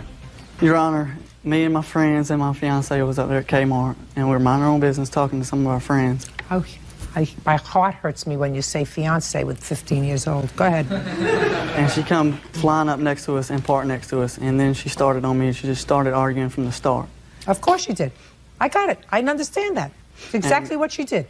I was shocked. I was embarrassed, because here it is, a bunch of old people were in front of me, and she just come out of nowhere. And after she got through with me, she started on my fiance, and she got an argument with her, and she's like, Michelle, I love you, you're my cousin and all, but I don't need this right now. I'm 3 months pregnant. So she says, well, I hope you and your baby die at birth. That's her exact words. So she looked at me and she said, I don't need this. So we crank up, we leave, and she starts following us. And I look back to her. My top was off my Bronco at the time. I looked back at her and I said, don't follow us. And I started off again, and I went around a median. As you see over there in the visual, I went around the median, and I went to stop again because she was still following us. I was going to get out, go talk to her, I'll be like, Michelle, look, we don't need this. Your cousin, my fiance, she's pregnant. We don't need this. So I went to get out. As soon as I put it in park, she hit me as we was going around the turn. She hit me in the back.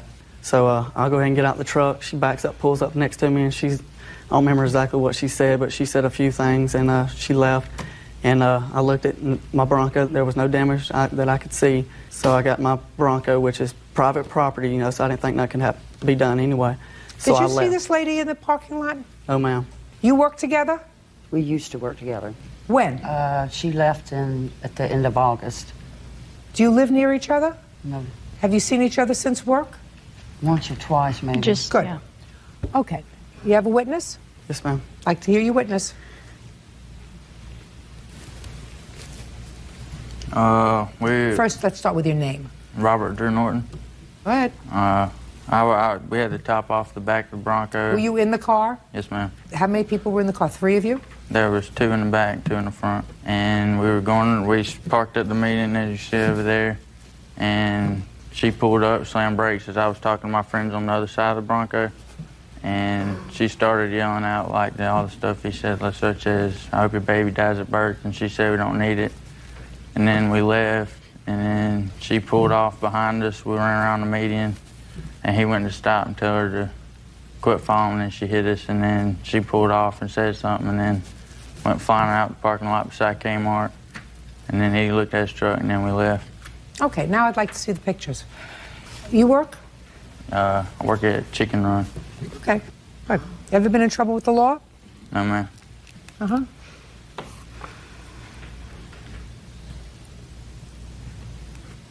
Well, if he backed into you, madam, he certainly didn't back into you square on. This indicates that you had damage just to one side of your car. Is that right? Yes, ma'am. Yeah. Now you can stand up next to your daughter. Your Honor, can I say something? Yes. Yeah, after she left, there was no cops called. They were called 2 hours later. And one of my friends up there called me and told me this happened at 8:30, 8:45, because I called my mom when I was on the way home, and I don't live but like 15 minutes from there. So it was 2 hours later before she even called the cops. Go ahead. The cops were called immediately. There was a 2-hour delay before they got there because there was a shooting in the area, and they apologized. There was nothing they could do. They got someone there as soon as possible. Ms. McDonald, I'm not satisfied that Mr. Pittman, although he clearly suffers from a lack of good judgment in other social areas of his life, hit your daughter's car. I'm not satisfied he did that at all. I think that your daughter was furious that night. I think that she got into the parking lot expecting to see him there. She saw him there. She confronted him. She confronted him in the car with her cousin. She was so angry that when he chose to leave because he didn't want to hear her vile talk, she followed him and she hit him. And that she can't do. And I don't believe your friend. Sorry. And believe me, if I felt that Mr. Pittman was responsible, at least even partially responsible for hitting the car, I would have held him partially responsible for fixing the damage to your car. This whole incident was precipitated by your daughter. She has to bear the responsibility for it. And the responsibility involves fixing her car, your car. That's all. That's what she has to do. She has to get over him. He's no bargain. You'll find somebody else. That's not a problem, ma'am. She was supposed to take out a warrant from him, but would not do so. For a warrant for what? For aggravated assault is what the police officer told us. Well, let me tell you something. It's a good thing she didn't, because if I were representing him, I would sue her civilly, because what she told you is a fib. Judge Judy continues in a moment. She had no business being in the parking lot that night. She had no business confronting him, and she had no business following him. And later today... You don't look happy, Mr. Smith. This is my everyday appeal. I always have this MO. You just have a half-empty appearance. Yes. Okie dokie. Real cases, real people. Judge Judy. 17-year-old Michelle McDonald says her ex-boyfriend, 20-year-old Chad Pittman, purposely rammed her car with his truck. Chad claims it was Michelle who rear-ended him. Miss McDonald, he did not hit her car. She hit his car, and she had no business being in the parking lot that night. She had no business confronting him, and she had no business following him. And you have to accept the responsibility for that and not blame other people. You got it? Yes, ma'am. Good. That's all. Case dismissed. Thank you, Your Honor. Parties are excused. You may step out. We're glad it's over with. We hope that she can go on with her life. I think this is so wrong because he did back up into her. She was not following him. I still care about him, and that somebody could just do this, it hurts real bad. She's just really angry about, you know, it being the cousin. She was sorry, but she loved him. She lost out, I guess. Didn't want to hurt me, wanted the best for me. I just hope she betters herself, you know, no hard feelings or nothing. I've realized I'm better off without him. Hope she moves on with her life and move on mine. The family's a big fallout. There's no communication at all, no contact at all. I've got so much more in my life now without him. Oh, it's done and over. I don't see them. I try not to run into them. This would be something that's run our family for the life. Jennifer Richardson is suing her estranged mother-in-law, Sandra Richardson, for the value of a 2001 Chevy Monte Carlo she bought from her. Jennifer claims Sandra refuses to hand over the title. Order. All rise. Now, this is case number 362 on the calendar in the matter of Richardson versus Richardson. Thank you. You're welcome. Judge Parties have been sworn in, Your Honor. You may be seated. Sir, have a seat. Miss Richardson, this is your soon-to-be ex-mother-in-law, and I assume that sitting in a witness chair is your soon-to-be ex-husband. Yes. Okay. According to you, you purchased a home for your son and his wife, and the idea was that you and your husband were going to live with them. Unfortunately, your husband became ill and passed away. The house was originally bought for us. Yes, the house was originally with bought. our money. No, well, sorry, Your Honor. No, it was your money. Well, can I just say something? If she wants to lie about just a second. 10,000. Just a second. Who paid the mortgage on the house? I did. It was in my name. I didn't ask you if it was in your name. I said who paid the mortgage. For the first 8 months, my husband and I did. When they moved in, they shared the responsibility. That's what I gathered. The first several months, you and your husband were making the mortgage payments on the house, and then you and your husband moved in, and then you split the mortgage payments, right? Yeah. But the house was purchased for them, and they were there alone for a period of time. Anyway, the house is really not the issue unless we get to the counsel. Don't interrupt me. House isn't really the issue until we get to the counsel claim. We're going to talk about the house in a moment. This has to do with the car that you purchased in your name, but that your daughter-in-law used. But your daughter-in-law used it to take you around from place to place, all your appointments. She sort of chauffeured you around. Anyway, there came a time when you left the house. And shortly after you leaving the house, your daughter-in-law and son split up. Right. Your daughter-in-law went home to her family. Where do you live now? That's not what happened. Where do you live now? I live with my mother. In what state? In Florida. And where do you live? Michigan. Okay. Did you take the car with you? At what Where time? is the car now? My husband has it. Okay. It is your claim that you wanted the car, and your mother-in-law said you have to pay for it. You were annoyed that she said that you had to pay for it because you always thought it was your car, but you sent her $3,000. She doesn't deny that you sent her the $3,000, but she never sent you the title to the car and never sent you the car. So you want something. You want either the car or you want your $3,000. Mother-in-law says the $3,000 was for other bills that were outstanding. And in addition, she's counterclaiming because she says when you moved out of the house, you took her property, some appliances and things that belonged to her. So I'm going to cut right to the chase. Mrs. Richardson, since you acknowledge that your daughter-in-law sent you $3,000, what did she send you the money for? I asked for $5,000 for the car. She sent me $3,000. They owed me like $6,000 just back rent, so I don't figure the car is paid for. Wrong. If you asked $5,000 for the car and she sent you $3,000, you can't offset that. Get the money that they owe you from rent from your son. Get it from him, not from her. May I speak? When it's your turn. Okay. She stole $20,000 worth of appliances and stuff. Listen to from my me. home. When you purchased this house, for the first 8 months, where she and your son lived there, were the appliances in the house? There was old appliances. I purchased all brand new appliances. And when you went home, after your husband died, when you left, in what month was that? Around May, about the middle of May. Of 06? And when did the two of you split up? August. And between May of 06 and August of 06, where were the appliances? They were in the home when I left. And where did you go? From Florida back to Michigan? Michigan. And what did you take with you when you went? I took my grandfather clock, my big TV, left leather furniture, all the appliances, everything in the home when I left because it cost me so much to move all the stuff. So I left it for actually for the kids. Absolutely right. So it was a gift. So let me explain something to you, Miss Richardson. Don't get involved between your son and your daughter-in-law. The courts will determine if she took marital property, because once you made a gift to them, you didn't make a gift to your son. Listen to me. Okay. You made a gift to them. You left it when you moved back to Michigan in May. You left it as a gift for the kids. And if they had stayed together as husband and wife, they would have had all the appliances. The problem is they split up. And then you said, well, I don't want her. She's a stranger to me now. She can't take this property. I bought it. It was a gift. Once you give a gift, you can't have sticky fingers. You can't say, well, it's a gift, but I'm going to hold on to it. But I bought it as myself because I lived there. I don't care. When you left it there. And you didn't abandon it along with the leather sofa. You took what you wanted. You took a grandfather clock. You took other things that were important to you. And you left the other things there for your children. Then.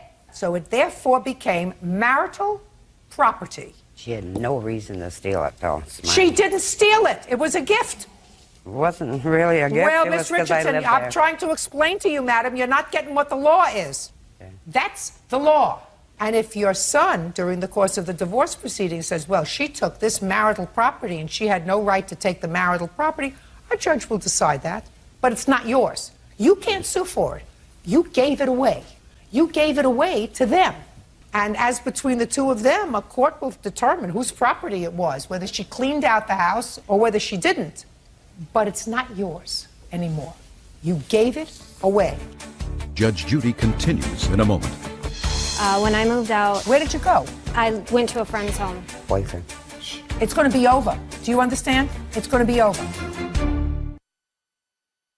Jennifer Richardson says her estranged mother-in-law, Sandra Richardson, refuses to hand over title on a car she bought from her.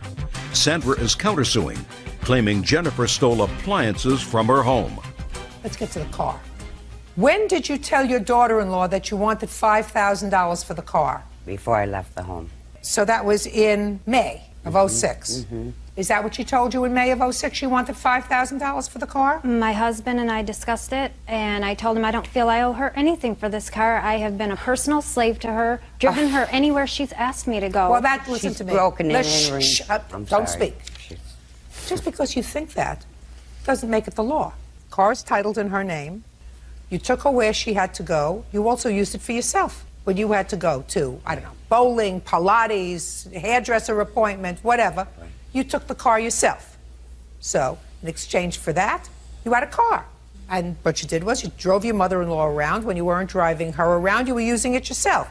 So whether you thought that you were entitled to it or not, that's totally irrelevant. She said she wanted $5,000 for the car. You go back to Florida. When did you have a discussion with her and send her $3,000? My husband and I discussed it, and I said all I can get is $3,000. Where did you get the $3,000 from? Look at me. Don't look down there. My mother obtained a loan. When? It would be late May, and I made the deposit in June 20th. Before you and your husband separated? Yeah. And you gave her a check in late May for the $3,000? Well, she was gone, so we deposited the check into her bank account. And we gave her the mortgage money as well. You'll see it's $4,000. No. That has nothing to do with it. She already told me. She wanted $5,000. You sent her $3,000. She considered it for other bills. She can't do that. Where's the title to the car? The original title was destroyed. And here's what I paid for the car. Can be destroyed? Here, ma'am. Lost in the mail. What? Lost. She took my mail for 6 months. I spent $80,000 on that house. Who's living in it? It's empty. I can't even sell it. Just a second. Who's living in it? Nobody's living in it. Why isn't he living in it? He lives here in Michigan with me now. Oh, well. But I just lost it. Because if I'm down there, she makes my life miserable. Listen to me. $80,000. I'm not speaking so. to you. Okay. I'm not speaking to you. Sorry. If your mother's out some money, get a job and make sure she's whole. Miss Richardson, you cannot take her money. That money was for the car. That's what it was for. That was before they separated, so that you went back to Michigan, right, without the car. Right. And she got the money from her mother. This is her car. It is not your car. Don't get in between your son and his wife if they're in the process of divorcing. So this $80,000 that she's actually I spent, I know she got money. She kept my mail. She run my cell phone up to $1,000. Listen to me. Listen to me. You could sue her for certain things, but you can't keep this money. And if you spent $80,000, you spent $80,000 on your son, not on your daughter-in-law. You spent $80,000 on your son because, but for your son, listen, if she came to you and you didn't know her from a hole in the wall and she wasn't married to your son, you wouldn't have spent a quarter on her. You spent the money because you wanted your son to be comfortable. And if he was married to this lady, well, she's the beneficiary of that. So the house isn't in her name. The house is in your name. I'm losing that, too. So. Well, sell it. Meanwhile, you have to sign the title to the car over to her because the car belongs to her. You accepted the money for it? It's not paid for. What do you mean it's not paid for? $3,000 isn't $5,000. Listen to me. You said you wanted $5,000 to them before you left. There was conversations that took place between the three of you. There's no question in my mind about that. There is also no question in my mind that you accepted the $3,000 in payment for the car because you took it and you spent it. It wasn't until 3 months later when they separated that you said, well, that money was for other things. No. Doesn't go that way. So she doesn't go that way. This is her car. And don't put yourself in the middle of these two people. You spent money. It's unfortunate. The marriage didn't work out. The marriage didn't work out, and it's over. And there were certain things that she took appliances from the house. I'm sure that there were certain things that your son took. What did you take from the house, sir? Stand up next to your mother and just answer my questions. Now that you moved back to Michigan, what did you take with you or sell? Nothing. Because she emptied the house. Don't listen to me. She didn't empty the house. Yeah. She took the appliances, according to your mother. Emptied it. My clothes, every personal belonging I had premarital. She emptied the house. I came back to an empty house. My mom blew $80,000. Just a second. Did you take everything from the house? Yes. Everything. Just a second. Shh. Don't speak. Did you take everything from the house? Not every single thing, no. Yes, she did. Don't speak. What did you take from the house? I took whatever I would need to have the kids having the same normal life they had before. How many children do you have? 2. How old are they? One to be 12 and one to be 5. Don't speak. Don't speak. Where were you living? In Michigan? When I moved out, Where did you go? I didn't have a home. So where did you go? I went to a friend's home. Boyfriend. And it's going to be over. Do you understand? It's going to be over. Okay. What state do you live in now? Florida. Which is where you lived as a marital couple? Yes. Mm-hmm. Why did you move back to Michigan when you have 2 children in Florida?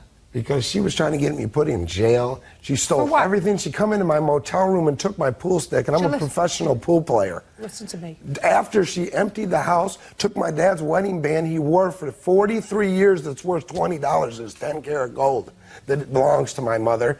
All 9 of my pool sticks, all my clothes, 3 different cell phones that she came to my hotel room to get in my hotel room to take the stuff, and I filed a police report. I asked you a question, sir. The question is a simple one. It's just all the truth. The question is That's why I moved. The question is a simple one. How do you move clear across country when you have 2 children? Because here's a lady that's trying to put me in jail and comes to where I am when I try to ignore her to steal things I have. Excuse me. Let us sign over the car, please. I would run away from him, too. Really? Sign it. The car belongs to her. It's your problem how to get it, but the car belongs to her. Well, she should owe me $1,000 for cell phones that she stole. Then sue her for the cell phones. Well, where am I going to do that at? I mean, she steals and took money, took my checks for 6 months and taken my money out of the bank and everything. Give the title to the car. That's what she wants. Counterclaim is dismissed. Very unfortunate situation. You got yourself in the middle of something. You have 2 grandchildren. You should never do that, madam. When you have 2 grandchildren, listen to me. You have 2 grandchildren. I don't you see have, that, Excuse me? I won't see them either. She's the one. She wouldn't let her that see her grandchildren when we Madam, lived together. I'm telling you something. You're not paying attention. You're not paying attention. You have a son who I've only met for a short period of time. He's not wrapped too tight. But you're the grandmother. You're the grandmother. And if you have 2 grandchildren, I don't know if he's your only child or not, or if you have other children. If he's your only child, I sort of get it. So that these are your only 2 grandchildren. I would not have gotten into a situation with her where you end up in court. Just pay attention. Don't look at him with rose-colored glasses. You have to know who your children are. You have to be fair. You have to be dispassionate. She may not be perfect, but you have to know who your children are. You got it? Yes. Goodbye. Parties are excused. You may step out. I think it's a shame when a grown woman can't talk for herself and she has to have her son do all the talking. The woman took everything from me. I just wish she'd leave me alone. I wish she'd give me a divorce and leave me alone and leave my mother alone. She calls her 50 times at 3 o'clock in the morning. He has some issues that I hope for his own sake he works out. The girl's psycho, bipolar. I will never speak to the woman again. She's a thief, she's bipolar, she's crook. I've learned a lot the hard way. Dr. Eric Schoenberg is suing pet shop owner Robert Meyer for selling him 4 diseased turtles. Eric says 3 of the turtles eventually died. Order. All rise.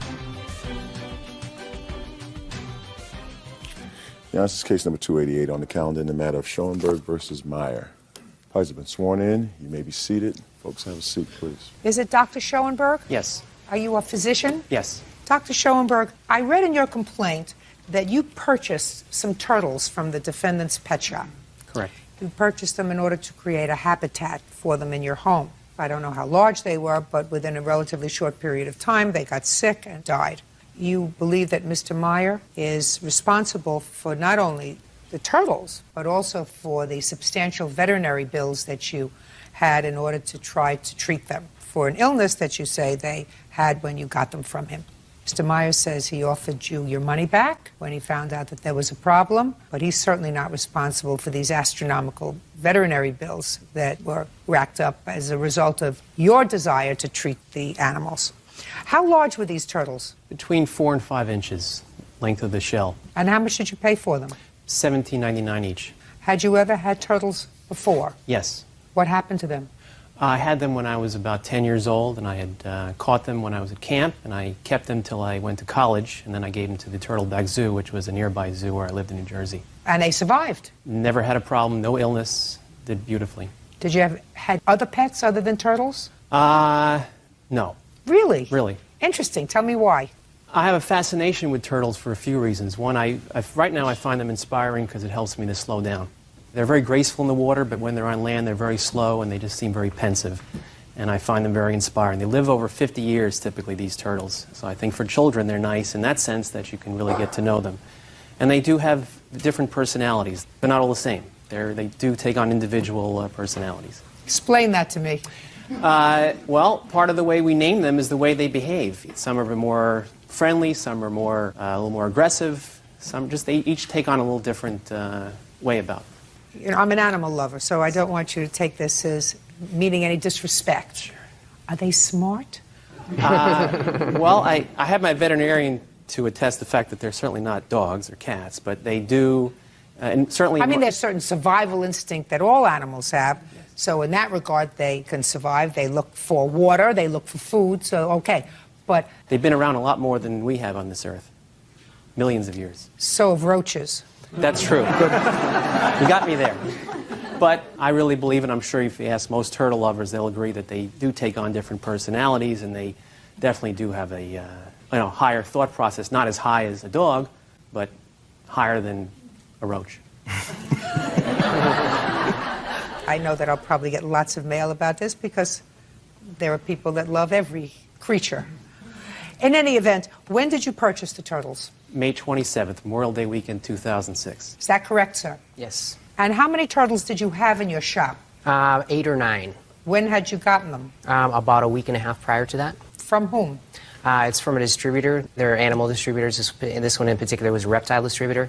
When was the first sign that there was something untoward with the turtles? Every day after work, I came home and fed them, so they were doing fine until June 5th. I built a large 8 by 12-foot enclosure for them outside, plenty of room to swim and sunbathe, which sunbathing is very important for them.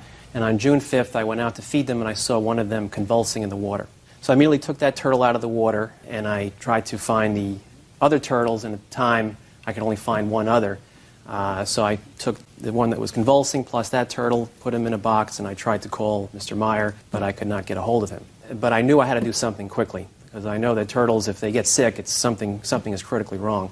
How do you know that? Because I know they have a slow metabolism. It takes a while for them to show a problem, and I had them for 7 years, and they never showed any illness, so something like this obviously looked like, I can't mimic the motion, but it was an obvious convulsion. Okay. It looked like a seizure almost. And so I scrambled to try to find a veterinarian in my area who specialized in reptiles, or hopefully turtles. And fortunately, everybody who I called referred me over to Dr. Burgess's office. That's Dr. Burgess there. Step up, sir.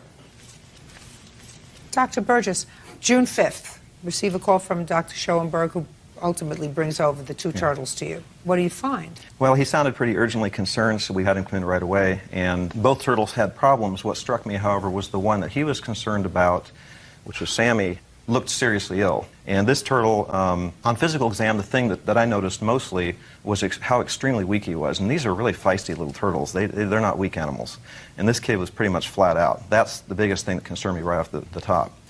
On closer inspection, I noticed something that the average observer probably wouldn't notice, and that was there were a bunch of discolored areas on the underside of the shell, which is typical of shell rot. The average observer might just think that's a normal color pattern because they have kind of blotchy colors anyway. But I was suspicious that it didn't look right, so I grabbed a small metal probe and was probing these areas, and they were soft. So I knew that there was infection dissolving away the underlying bone and shell.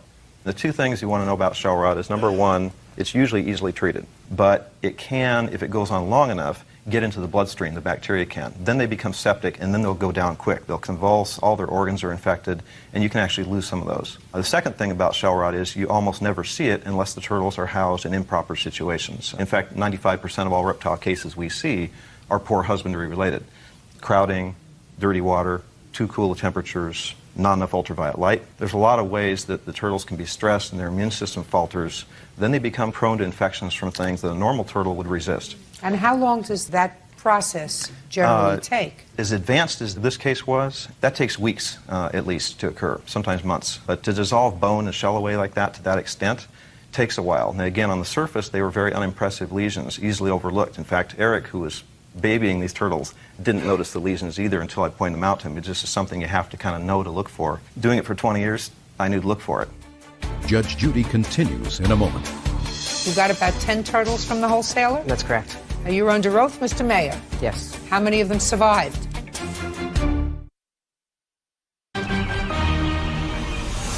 Real cases, real people. Judge Judy. Dr. Eric Schoenberg claims pet shop owner Robert Meyer is responsible for selling him 4 diseased turtles. Eric says 3 of his pets suffered an untimely death. Now, let me ask you this question, Dr. Burgess. If you had seen these turtles, say, a week before, would they have shown similar signs? Probably, yes. As advanced as these were, there would have been lesions there a week earlier as well. So they would have been visible to you, for instance, on the 28th of May. Yes, they should have been. Now, one of the turtles died when? The sickest turtle, Sammy, died within 24 hours of us seeing it. I got it on antibiotics, but it just basically went down quick. And the others? He had a total of 4, one of which died at home. Of the other 2 that were alive after the first day, the second turtle died about 8 days after we started treating it. And again, this raised alarm bells because we have a high percentage of success rate even with advanced shell rot. And I knew he had them warm enough, he had them in good conditions, they should have been surviving. So we cultured the shell after the second one died and found out that they had 2 species of bacteria there, one of which was particularly difficult to treat. And we ended up having to do double antibiotic therapy for weeks to save the last one, and we actually did manage to save that one. We were using antibiotics by injection in all 4 legs because you can't inject the shell. And after weeks and weeks of double antibiotic injections, this turtle ended up, unfortunately, with severe damage to both front legs. So essentially, her right front leg is virtually useless. Her left front leg is partially paralyzed. So she's in need of special conditions just to pull herself out of the water. He had to build a ramp down in the water that's at a shallow angle because she can't pull herself out of the water to bask. She does have basically permanent damage, even though we healed the shell rot. Okay. Thank you. Okay. So, Dr. Schoenberg, when did you finally contact Mr. Mayer, and what did he say when you contacted him? June 14th was the day the second one died. Okay. So it was that day that I finally made contact with him. How many calls did you make to him?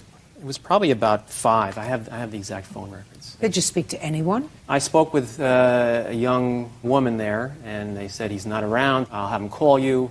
Never a return call. When was the first time you got a message from him, Mr. Mayer? It was before the 14th. It was probably the 12th or the 13th.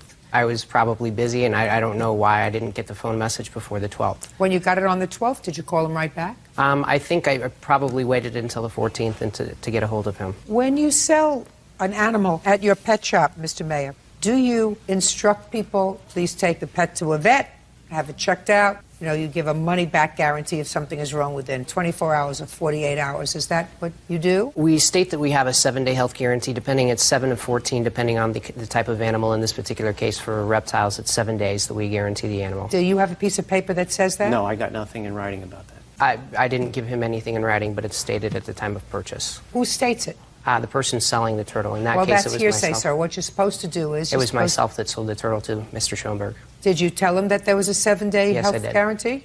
You remember that? Yes, I always say that. Whenever I sell an animal, I was the boss, and I employed teenagers, therefore I had to be very consistent with what I did. But you are not there all the time. That's correct. And if you're not there all the time, that means that one of your teenage employees will be selling animals. That's correct. But by setting precedents and by showing example with myself in the way I do it, and What you have to do is put it in writing, Mr. Mayer. I do have something that's filled out when somebody purchases an animal. In this case, it wasn't done, but in most cases it is. You have to be consistent and done, Mr. Mayer. That's correct. So when you purchase an animal, and if you're giving a 7-day guarantee, then what you have to do is say, you have 7 days, take the animal to the vet, because that's where I'm going with my questions to the doctor, because he's already said that this situation would have presented itself had Mr. Schoenberg taken within 7 days the animals to a vet, had them checked out. He would have seen that there was something wrong with them. He would have had an option of returning them to you, and you would have given him his money back. Or if he chose to treat them, then the vet bill's on him. But if you're not told that you have that option of bringing it back, why aren't you responsible? And then you proceed, if this kind of situation, Mr. Mayer, comes from the wholesaler, not from you, but from the wholesaler, then you sue the wholesaler. While we're on that subject, you got about 10 turtles from the wholesaler? That's correct. Are you under oath, Mr. Mayer? Yes. How many of them survived? After Mr. Schoenberg got in touch with me, I put a freeze on selling any of the turtles. What did you do with them? Well, I just stopped selling them until I What heard back. did you, Mr. Mayer, let's not mince words, sir. Sure. What I want to know is what did you do with the other 6 turtles? I had to close my store at the end of June, and so I adopted the rest of the turtles out, but all of them were alive. All of them were alive when you Yes. adopted them out? Yes. Dr. Schoenberg, when you called Mr. Mayer and told him that this was a problem with your turtles, did he indicate to you any of the other turtles had a problem? He didn't make any mention of the other animals. My wife felt like she wanted to adopt them and take care of them because she knew what was going to happen to them, because he indicated that his philosophy on animals, that is, if they become ill, he prefers euthanasia to treatment, even if the disease, as this one was, is completely treatable with antibiotics. This was not a terminal disease. Mr. Schoenberg stated it incorrectly. What my philosophy on animals was that he stated that I should that euthanasia is the key. If it's deemed that it's more of a business decision in my case, that if the animal is going to cost $700 or $1,000 to fix, and it's a $17.99 turtle, I can't stay in business and do that. And so I would not want to, but have to euthanize the turtles. Dr. Schoenberg, Mr. Mayer says that he got these pets about a week and a half before you purchased them. Your expert says that this particular kind of disease, to have advanced to this point, can sometimes take months. Is that right, sir? Usually weeks, occasionally months, yeah. Well, Dr. Burgess, let's step up for one more second, sir. I'm going to pin you down. Okay. Sometimes it can take months. Yes. And sometimes it can take weeks. Yes. Could it take 1 week? Not as advanced as this was. When you saw the 4th turtle, was it ill? Yes. And you could tell right away? From the shell, yes. But when you saw the first turtle that was so ill, you couldn't tell from the outside that there was a very severe strain of bacteria that required a different kind of antibiotic. Not just at a glance, nobody can tell. Dr. Schoenberg, You went to the pet store and saw the habitat where they were living. Yes. And I must assume that as an intelligent and medically trained person, you would not have purchased these turtles were the habitat conditions unclean, unsanitary, looking unhealthy. They looked fine to you. They looked adequate to me. No. Let's not play. They looked fine to you, or you would not have purchased them and then invested in the habitat. Come on, let's not play. Absolutely right. Okay. Now, I would assume that you could not tell when you took the turtles home, at least from the 27th of May, according to you, until June 5th, that there was anything wrong with these turtles. Correct. Why do you ascribe something more to Mr. Meyer?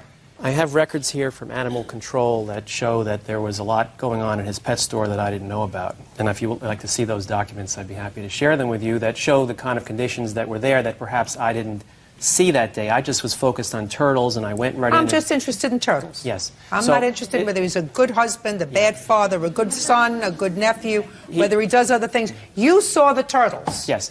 I mean, he didn't take the turtles out at night and put them in the toilet. He left them in the same conditions that you saw them in. I don't know that. Which were clean conditions. Well, he doesn't look like a nut. And nuts would have taken them out of a clean condition and put them in a dirty condition. For what purpose? That sounds ridiculous. So let's see what we have, Dr. Schoenberg.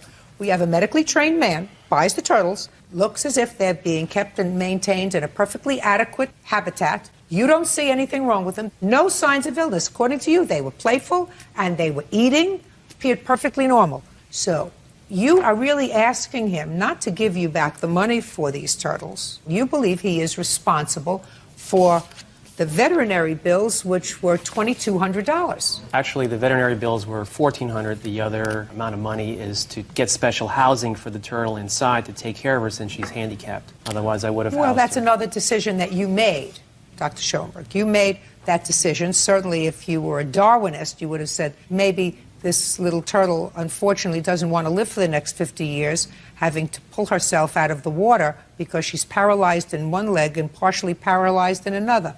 That's a decision that you made, and I can't fault you for that decision, but you can't visit that on Mr. Mayer. I mean, I'm an animal lover, and I would, quite frankly, love to look at Mr. Mayer and paint him as the devil if he sold animals that he knew were ill. But I guarantee you, Mr. Mayer is not an expert in turtles. Am I correct? That's correct. That's a very limited interest base. Dr. Burgess, what was your initial visit for the sick turtle? It would have been probably 150 at most, I would think. And 150? That was for two turtles. And for the two turtles. And then he brought you a third one. Yeah. And a fourth one. Fourth one had died on the premises. I never saw the fourth one. You saw three. You saved one. Yes. Three died. Anything you want to say to me, Mr. Meyer? I'm an animal lover myself, and I'm sorry for the turtles that have died, but in a business I can't control whether someone goes outside of my vision and treats an animal. Mr. Mayer, if I had any inkling that you had prior knowledge that these turtles were ill when you sold them, my decision here would have been totally different. But I think that Dr. Schoenberg, with his medical expertise and his expertise in these particular kinds of reptiles, if he couldn't tell that there was anything wrong with them for at least 10 days, then I can't fault you. But you are responsible for the initial visits for pets. That's $150 each. That's $300. And the cost of them are $54.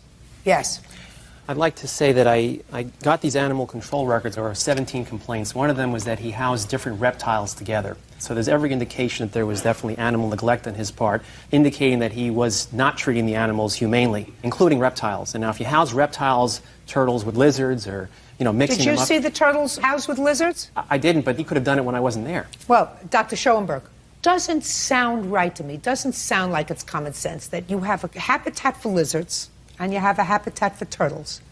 And after everybody leaves the store, you take the time to put them all together in an unsanitary condition. That doesn't make sense, Dr. Schoenberg. Judgment for the plaintiff in the amount of $354. That's all. Thank you. Parties are excused. You may step out. I think really the big picture of this case was not about the money. It was about the principle that an animal is a precious life. I think Mr. Schoenberg had expectations that were beyond what is reasonable. This was not a terminal illness. This was an infection that clearly could have been treated with some simple antibiotics. I'm an animal lover. All of the animals that were in my care were under good good care. These animals were worth saving.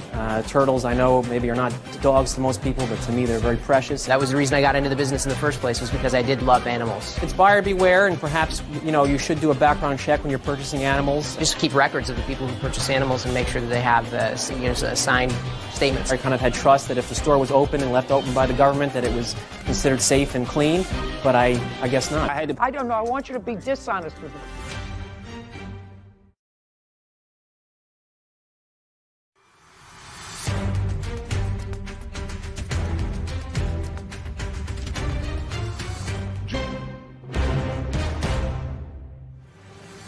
Mary Favre and Jason Stockton are suing Mary's brother, Michael Manry, for medical bills and personal belongings.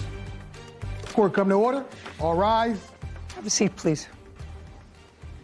Hello, Judge. Case 2117, Favre Stockton versus Manry. Thank you, Kevin. Mr. Manry, this is your sister. Correct. And that is her Fiance. And you have a son who is 19. Yes, Your Honor. How many other children do you have? I have 3 altogether. How old? One is almost 30, the other one is 18, and then I got the 19-year-old, which one here. Okay. And your son, who is now 19, is the subject of this case. Who had custody of the children? I got custody of Dakota now. When did you get custody of the children? Only when he was 18 years old. Do you have those papers, sir? Yes, I do. May I see them, please?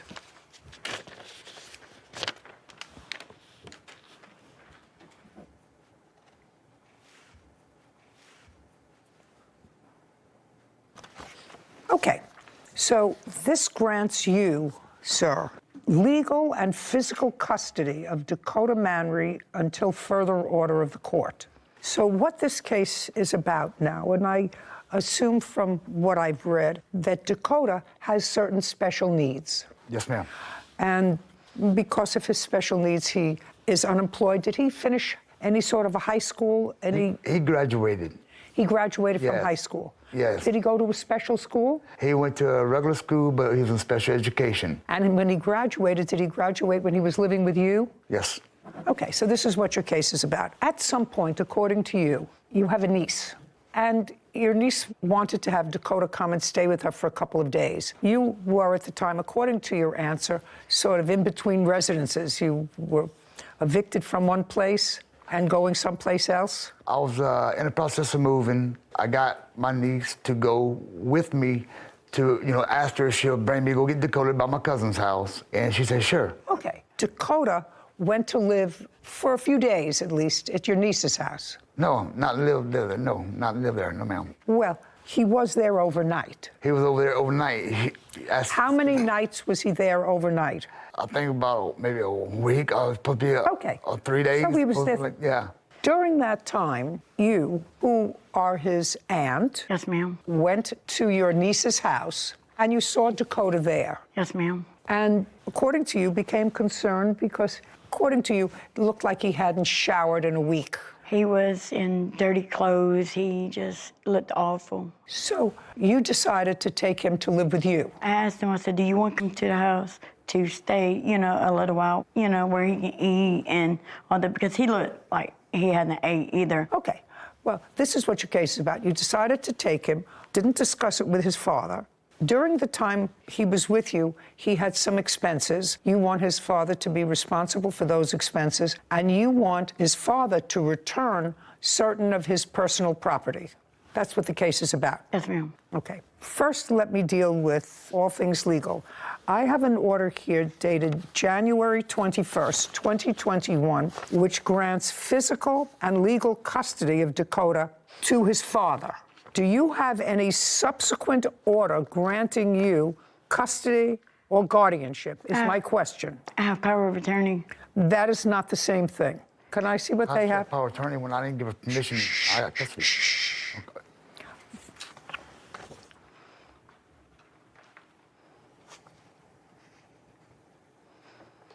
Okay, this was signed by Dakota, so he's giving you legal power to act on his behalf. Yes, ma'am. Now, Dakota, by signing this power of attorney, he's saying that I am a whole person and I give you the right to make medical decisions for me if he can't do them. It's a general power of attorney in case he becomes unable to make decisions on his own.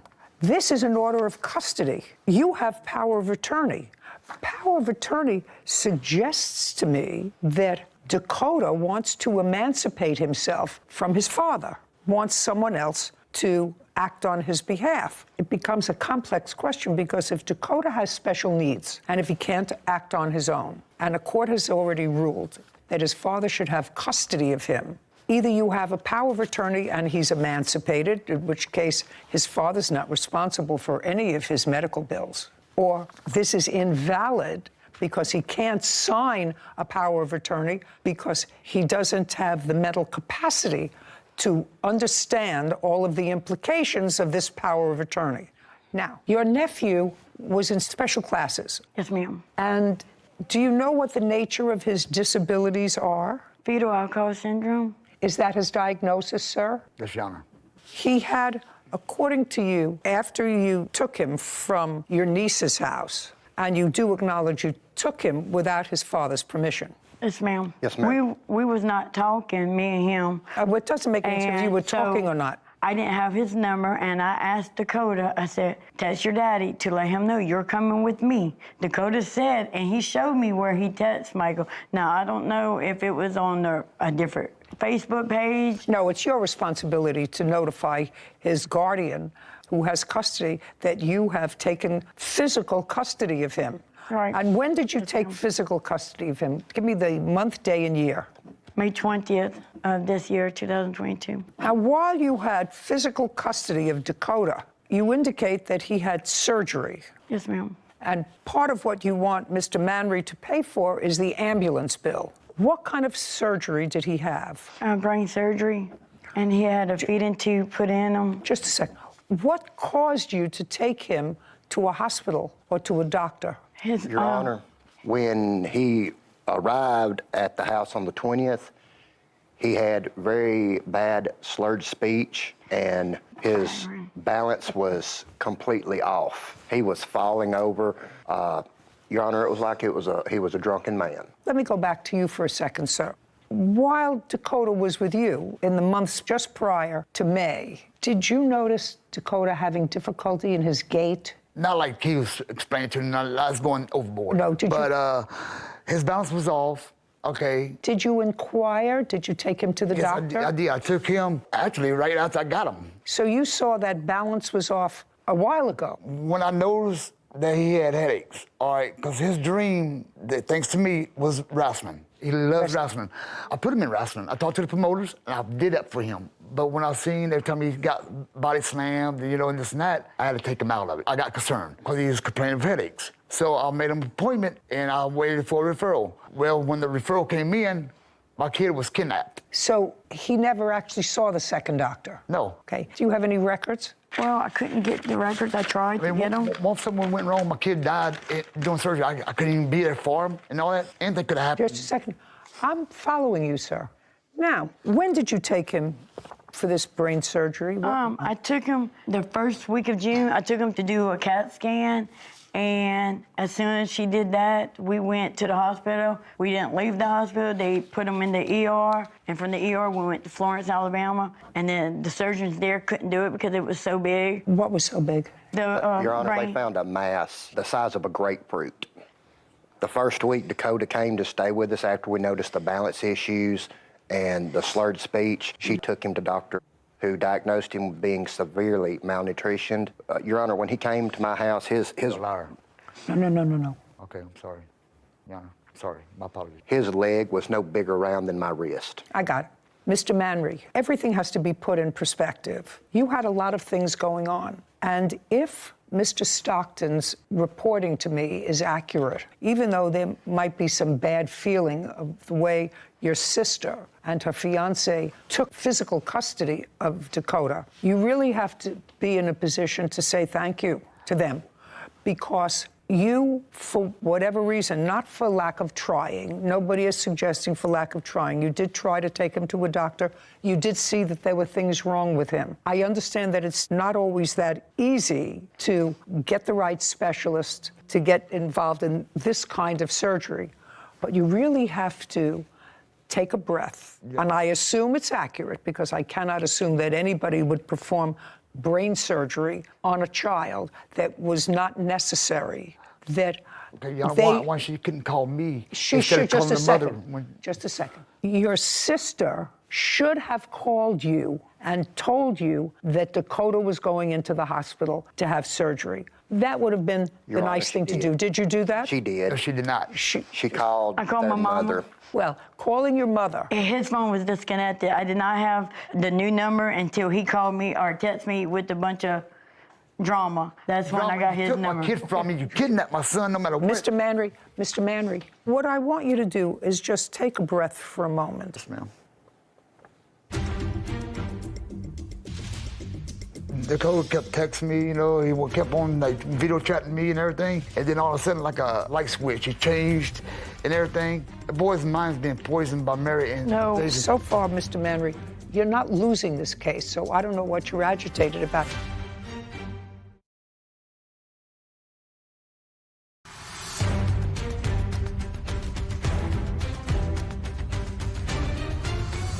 Mary Favre and Jason Stockton claim Mary's brother, Michael Manry, owes for medical bills and personal belongings. Michael is countersuing, saying they illegally took his son from his custody. Mr. Manry, Dakota was only at your niece's house for a short while. You already told me that when he came to you, his gate was off. So right before he went to stay for a couple of days at your niece's house, was his speech slurring? No, he always had a speech impairment because of the disability, but his speech was not slurred at all. That is a lie. Him having the skinny arms and all, that's all Okay, a lie. I'm not talking about skinny arms. I'm talking about this his slurred speech. What I was saying to you, Mr. Manry, is that I don't think there are any bad guys here. I don't think that you're a bad guy. And I don't think that your sister and her fiance meant any harm when they saw a situation that they thought was dangerous. And as it turned out, they were able to get him seriously needed medical care. That doesn't mean it was all done right. But what you're asking for is to be compensated by the defendant for the cost of the ambulance bill that you incurred. Now, this power of attorney was signed by Dakota, if in fact he had capacity to sign this power of attorney. It was done 2 weeks after his first surgery. So up until that time, even if I could construe this as a valid document, his father had legal and physical custody of Dakota. And I assume that's because he had special needs and is unable to live on his own. Is your son able to live on his own? No, he never will. Okay, so that's what I assume as a result of this order. If you want this order changed, you have to go back to the court in Mississippi. You have to be declared his guardian. Your Honor, we did not want to be declared his guardian. The reason the POA came about to start with, during the entire surgical... Your Honor, can I say something? The father was aware of it. So was the mother. The mother was actually present at most all of the appointments. It doesn't matter. The mother doesn't have custody, legal or physical. We were under the impression, and were told she did, that he only had a temporary custody. So she showed up to say she had to sign all the documents. She was going to do this. She was going to do this. She was going to do this. Did she sign the documents? She signed some. Then under social services directions, Mary was informed she should go after a power of attorney. It was discussed with both Dakota and her. It may be. That's not a lawyer. That's bad advice. Now, just before I get to the issue of clothing, property, whatever he has that's at your house, and where it should go from here, your first stop is to go back to the court in Mississippi that issued this order and say to them, I need Dakota's law guardian. He'll be appointed a guardian for himself, independent of you, and they will interview him and they will do certain evaluations of him and determine where it is that he wants to live. But you have to do that in court. You can't do that ad hoc because you relied on his mother's statements that she had the authority to sign off on these things. She did not until this is changed. And if you want to change it, you are free to go in and try, and then Dakota will be interviewed and seen by a psychologist or a psychiatrist, and he'll have a medical evaluation and determine whether or not he is a person who actually requires guardianship. And if he requires guardianship, you can petition for that, and you'll have a trial. This is not that trial. Yes, ma'am. Did Dakota have Medicare? Medicaid. He had Medicaid. That would pay for the ambulance ride. Yeah, I just want to know if he had Medicaid. He did. I did give them the Medicaid number, and they keep sending me a bill, and I called them, and they said because it's a different state, it's not covered. It doesn't matter. Tell them to send their bills to his father. Tell them that you do not have custody or guardianship of this child. His father has custody, guardianship, and this bill is not yours. The bill is going to Dakota. They're going after Dakota for it. His Medicaid didn't pay for it. They may be going after Dakota for it. They will be very smart seeking payment from people who can pay them, which is his parents. Right now, you're not legally responsible to pay for his ambulance bill. The only person who might be legally responsible for it is his father, and that will be up to the ambulance company to do. This is not your responsibility at all. So discount the ambulance bill. Next to Dakota's things, you want property that he has in his father's house. So let me go back to you with regard to my statement to you 4 minutes ago. You have to have this custody order modified. You have to go back to the same court that issued a legal and physical custody order of Dakota to his father and say, we would like guardianship of him. He wants to stay with us. He's 19 years old.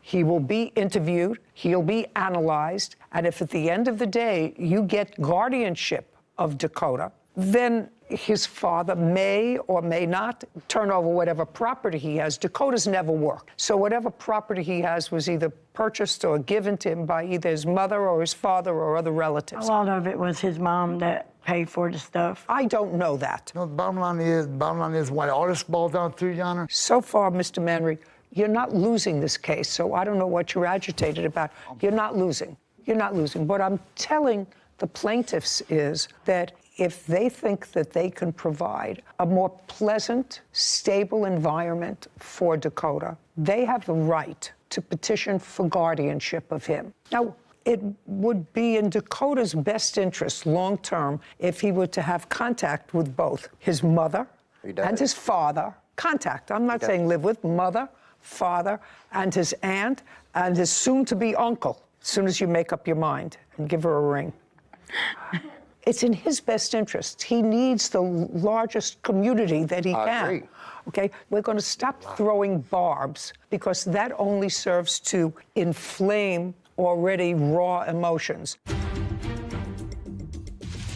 I want you to say, I am angry that I wasn't consulted in this massive surgery that your son had, but I'm grateful that it was done, because if it wasn't done, in all probability, he wouldn't be here. You just have to think about that.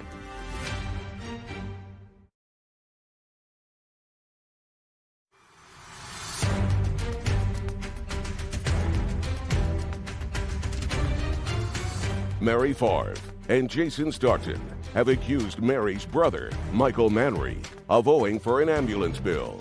Michael claims Mary and Jason took his son without his permission.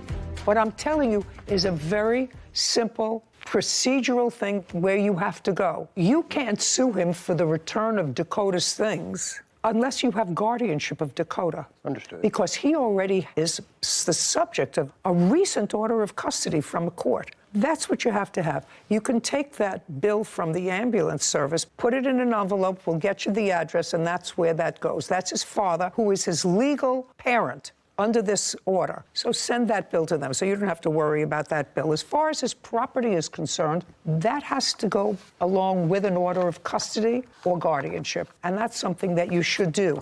But, Mr. Manry, I am not making a decision with regard to his custody or not. What I'm asking you is, until a court reviews whatever orders they're going to make with regard to custody and guardianship, first, I know you may be angry, but they probably saved his life by getting him to the doctor that they did. And if they removed a massive tumor from his brain, you should say, thank you for doing that, because it was a month after he was living with you. Someone else took your son and saved his life. And for that, at least, you have to be grateful. You can be angry. You can be angry that you didn't get it done before. You can be angry that somebody else did it without consulting you. You can be angry at all of those things. But at the same time, you have to feel grateful that it was done. There wasn't no reason they kidnapped my son. Okay. Mr. Manry, you keep going back to the same song. I was worried You about keep him. going back to the same song. And what I'm saying to you is, their next stop, if Dakota wants to live with them, and he's right now over 19 years old, is to the court who issued the order to modify that order. All I'm saying to you is, I want you to say, I am angry that I wasn't consulted or didn't participate in this massive surgery that your son had. But I'm grateful that it was done, because if it wasn't done, in all probability, he wouldn't be here. You just have to think about that. What I'm telling you is, you have to love your child more than you, at this moment, dislike your sister and her fiancé, because they were able to take control of a situation and get your child fixed. So is Dakota, just for my own, is Dakota angry with his father? He's angry that his father won't return any of his wrestling. He is correct. He is a huge wrestling fanatic. Okay. What particularly does he want? He wants his wrestling? He wants his wrestling belts. They have replica belts that were made. He wanted his PlayStation 4 and the wrestling game. PlayStation 4, I'm not interested in that. He wants his wrestling belts. Yes, ma'am. Yana, can I show you something right quick on my phone? Dakota kept texting me, you know, he kept on like video chatting me and everything. And then all of a sudden, like a light switch, he changed and everything. The boy's mind's being poisoned by Mary and Jason. What I'm telling you, Mr. Manry, that's for another court and another day. When Dakota has a lawyer, you may have a lawyer to modify this custody order. Right now, he would like his wrestling belts. Oh, I want my son to come home. Okay, then I strongly urge you to go to the court, file a petition against them for custodial interference, or you go to court and file an application for guardianship of Dakota, which is a much more positive thing to do, and let a court that has the social work services, the psychiatric services, evaluate Dakota and figure out in whose best interests are we supposed to place faith. And I think if he is a thinking young man, and you told me that he is because he wants these things that are important to him, he should be able to have a say with whom he lives. Now, you have my ruling. Your next stop, folks, is to modify the order of the court in Mississippi that gave his father custody, physical and legal custody of him. You have to petition for guardianship. That's your next step. So, in that regard, your case is dismissed. Send the ambulance bill to his father. I got a countersuit. We're done. Your Honor. Yeah, Court is adjourned. I'm not hearing it, sir. Okay. I did everything I can for my kids, and My brother, he said nothing but lies. when somebody takes your kid without your permission, But, you know, that's him. I mean, that's what he does. you don't know where they're at, and you're going crazy because you don't know where your kid's at, that's kidnapping. I should get a thank you out of it, but he's not going to do that. I want my son to come home to his daddy because I love him very much. That's my son. It's about him. It's not about her. It's not about her and her brother. It's not about me and her brother. My son, I love him. I'll do anything in the world for him. It's about Dakota. So you didn't listen to the defendant's counterclaim back there for emotional distress for, I believe it was $3,500. I would have given that to him. I don't think anyone was acting maliciously in this case. Like you said to the father, he should be grateful that his son is alive and his sister took action when he might have been stumbling a little bit. But that's what that cause of action is for, when someone takes an action that was legally incorrect. And here, the plaintiffs had no legal right to take him to get that surgery. I agree that he should have had it and it all came from a good place. However, when you take an action that causes somebody else such severe emotional distress, and I would consider taking someone else's child in for the riskiest surgery that probably exists qualifies as causing some severe emotional distress. So I probably would have awarded him that if I was ruling. Well, so let me give you the reason that I didn't bother to hear it. I think the aunt and her fiance had nothing but pure motives in taking this 19-year-old who they say appeared to be malnourished, and they say was diagnosed as being malnourished, which is possible, and it's possible that it was all related to this brain tumor that he clearly had that was impairing his stability, and he was with his father for a year while this tumor was growing. I don't think that they had malicious intent. Neither do I. And I think that but for their actions, this 19-year-old boy probably would be dead. If they took out the tumor that was the size of a grapefruit, I would say 6 months later or 8 months later, there's a strong probability that would affect the optic nerve, affect the carotid artery, and gone. So although I could understand his annoyance, from the time they went to live with him until his surgery was a month. And I actually don't believe that this father didn't know where he was for a month, because they evidently have a living mother who they're both in touch with. He was moving around, phone disconnected. At the hospital, the mother showed up. She said, I can sign the documents. Well, you know, you're involved in major surgery for a child. Your focus is not on your brother, who did not take care of business for a year. So I'm going to leave that up to a family court judge to determine who should have custody, and I probably guarantee you that custody will remain with his aunt, because that's what Dakota wants. Father may be angry, but that's what's going to happen. I have no doubt that the father loves him. He did not take good care of him for the year. Sure. And so I wasn't going to reward that by giving him any money against these people who had nothing but the child's best interests, when for a year he really didn't take care of business with his son. And that's why I didn't hear his case for emotional distress. Understood. Thank you. I'll try and help you as much as I can. Thanks. Case 2105, Davey versus Miller. All parties, please step forward. Melissa Davey is suing her ex-boyfriend, Joseph Miller, for an unpaid loan. Mr. Miller, I think I'm going to start with you today, just because I have to kind of shake it up for myself. Otherwise, I get stale. You and Miss Davey were sort of in a relationship for a brief period of time. Yes, Judge. Never lived together. No. There came a time when you wanted a new car. Not a new car, but a better car. Yes. You wanted a better car because you wanted to use that car as a driver for Uber. Yes. And you needed a down payment. Yes. And according to what I've read from Miss Davey, and what you seem to acknowledge in your answer, Miss Davey loaned you $1,200. That is correct. Things didn't work out, which happens. You paid her back $300. Yes. Did not pay her back $900. Correct. So that would make it easy, except that you have a defense. Correct. And I'm going to let you tell me and the rest of the world what that defense is, and show the world what a prince of a guy you are. I hope I can do that. You're no longer together. Correct. You owe her $900. No. Well, you just acknowledged that you paid her $3 and you owed $9 because she gave you $12. I owed $9. I said at that point you owed $9. You're no longer together. Yeah, I'm sorry. I misheard you then. Okay. Well, I sympathize with that because I do a lot of mishearing myself. But what I said to you was, at the time you broke up, you owed her $900. That is correct. Now you're going to pick it up from there and tell me and the rest of the world what your defense is. Because I read it. I just want to hear it from you. All right. At the time of our breakup, you are correct. I did owe Miss Davies $900 and had told her that I would continue to pay on the debt that was owed. Okay, and what was the month and year of your breakup?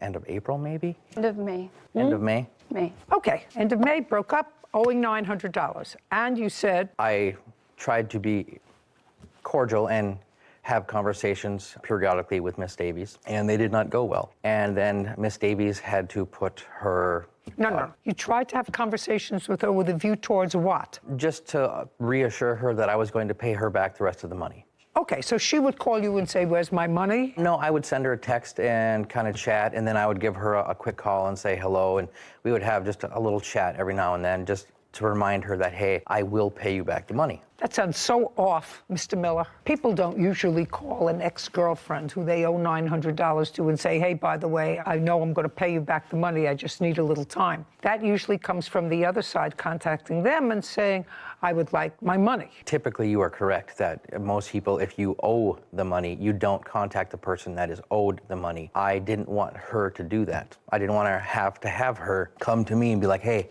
where is my money? Okay, so you break up the end of May. Did you give her any money in June? I gave her one in April and one in July of $154. So at the time that you broke up, you had only given her $150. Correct. Later on, she kept bothering you, you were reassuring her, and in July, you gave her another $150. Correct. Keep going, I still get $900.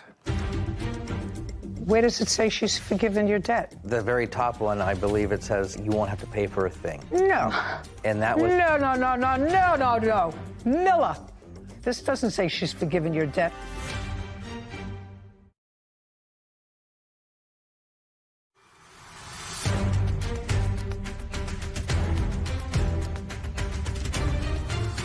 Melissa Davey claims her ex-boyfriend, Joseph Miller, owes for an unpaid loan. I still get $900. In July, she had to put her dog down. And that was in mid-July? I believe, yeah, about the... July 11th. So you'd already given her the other $150. Yeah, and... So she called you and said... She sent me a message that said, hey, I'm going to do this. So I called, and she's like, hey, I'd really, really like you there. I can't... The last couple of words you just sort of muttered, sir.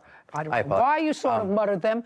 She called you and said... I would really love to have you there. I don't want to do this alone. I would really appreciate if you would come.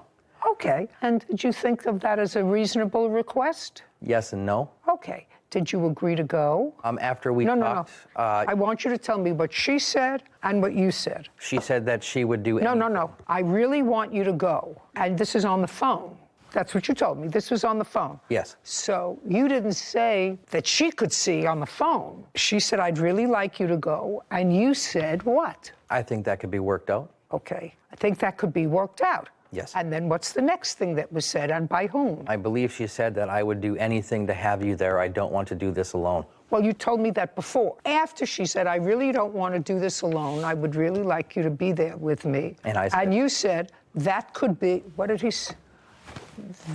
He said, okay, I think that could be worked out. I think that could be worked out. Okay, so that's what you said. And then who said something after that? She said that she would do She already said she would do anything? Yeah, she would even relieve my debt. She said that, or did you? She said that. She said it? Yes. Okay, because that's what his answer was here. Okay. And so then you said to her, fine, I'll go with you. And you went with her, and you spent 3-4 hours there while the unfortunate business of an end of life for a beloved pet takes place. And prince that you are, you relieved yourself of the $900 that you owed her.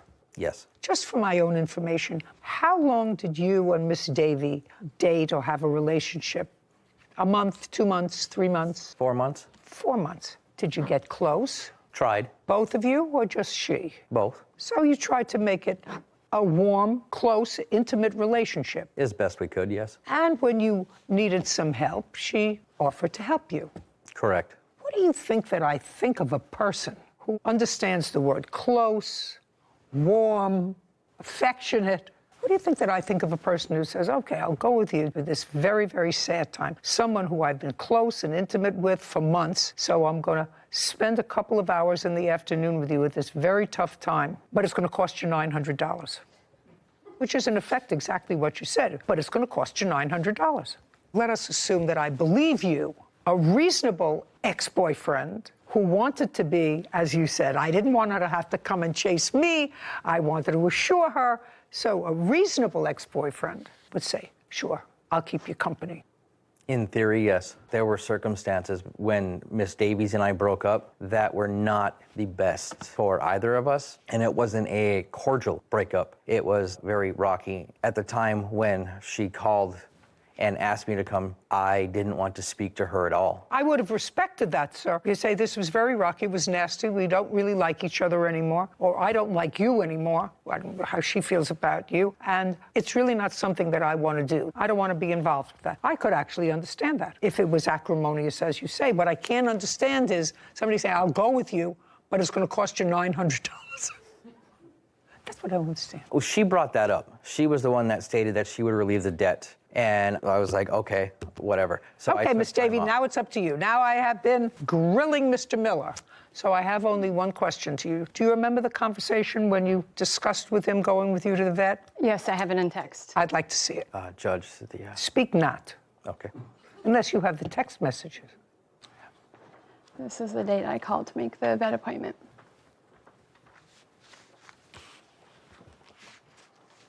Sarah, can you tell me what dates these are? Sure. If you go out, these were all Saturday, July 9th, and if you pull over, you can see the time.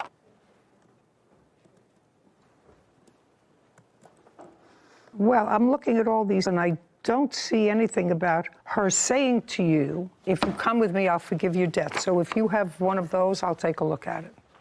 The very top one. That was after a phone conversation with Miss Davy? Just a second.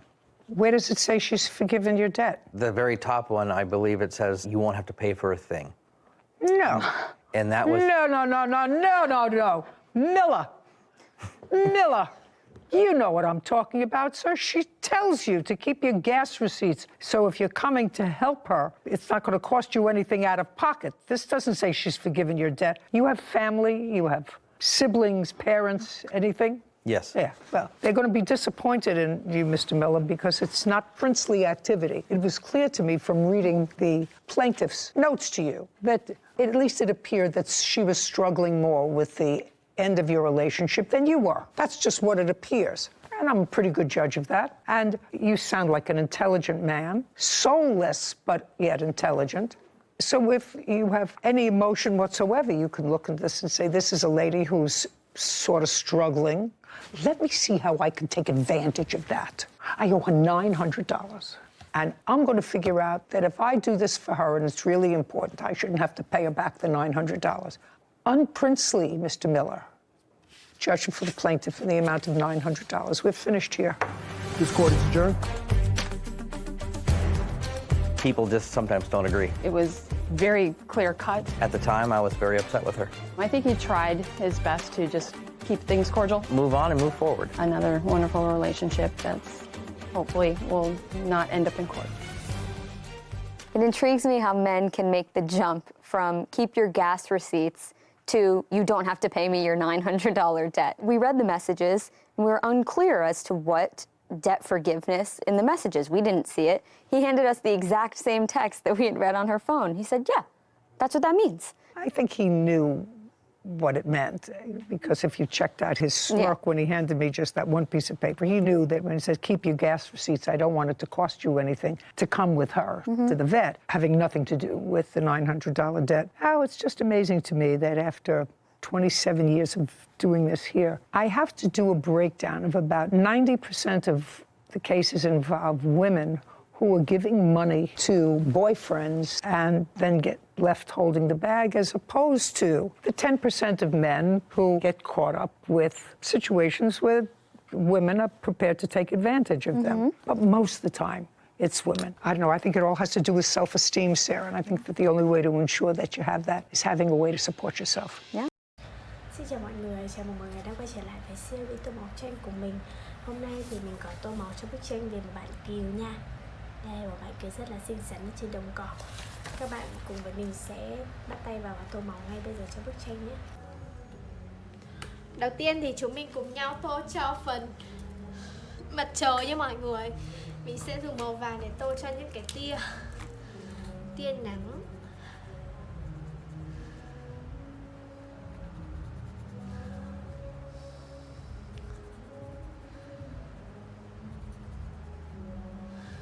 Ông mặt trời thì mình sẽ tô màu đỏ.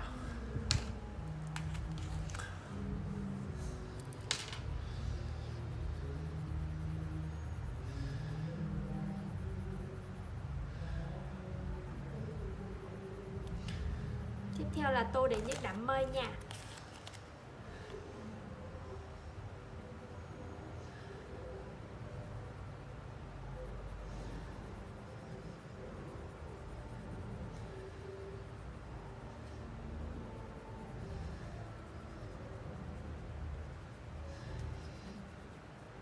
Bây giờ thì chúng mình sẽ cùng nhau tô màu cho em Kiều nhá. Em Kiều thì sẽ có lông trắng nên là mình sẽ không tô. Mình chỉ tô cái phần khuôn mặt thôi. Mình sẽ tô màu da nha. Tìm màu ra đây. Mình sẽ tô tay em Lý luôn nhé. Còn lông của các em ý thì sẽ có màu trắng nha. Một số em đặc biệt thì sẽ là lông nâu hoặc là đen.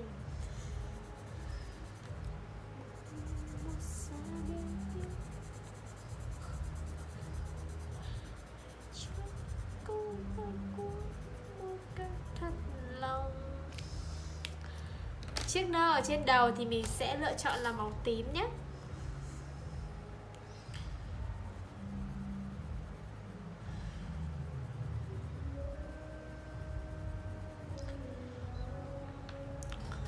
Giờ thì chúng mình cùng nhau tô màu cho cái phần lá của những bông hoa nha.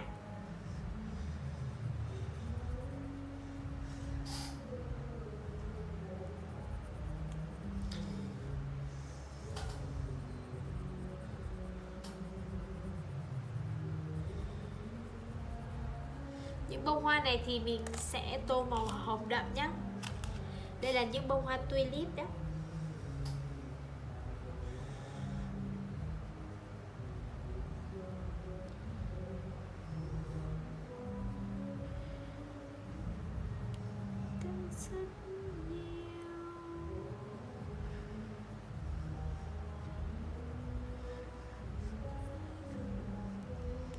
Bây giờ thì mình sẽ tô màu cho cái phần đồng cỏ này nha.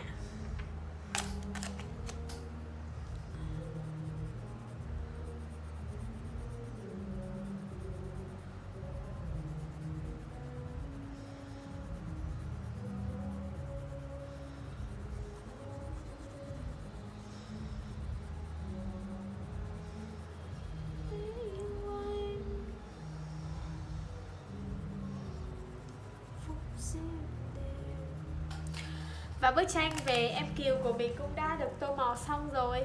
Cảm ơn các bạn đã cùng mình theo dõi video này. Hãy like, share và chia sẻ để ủng hộ cho mình nha. Tạm biệt mọi người.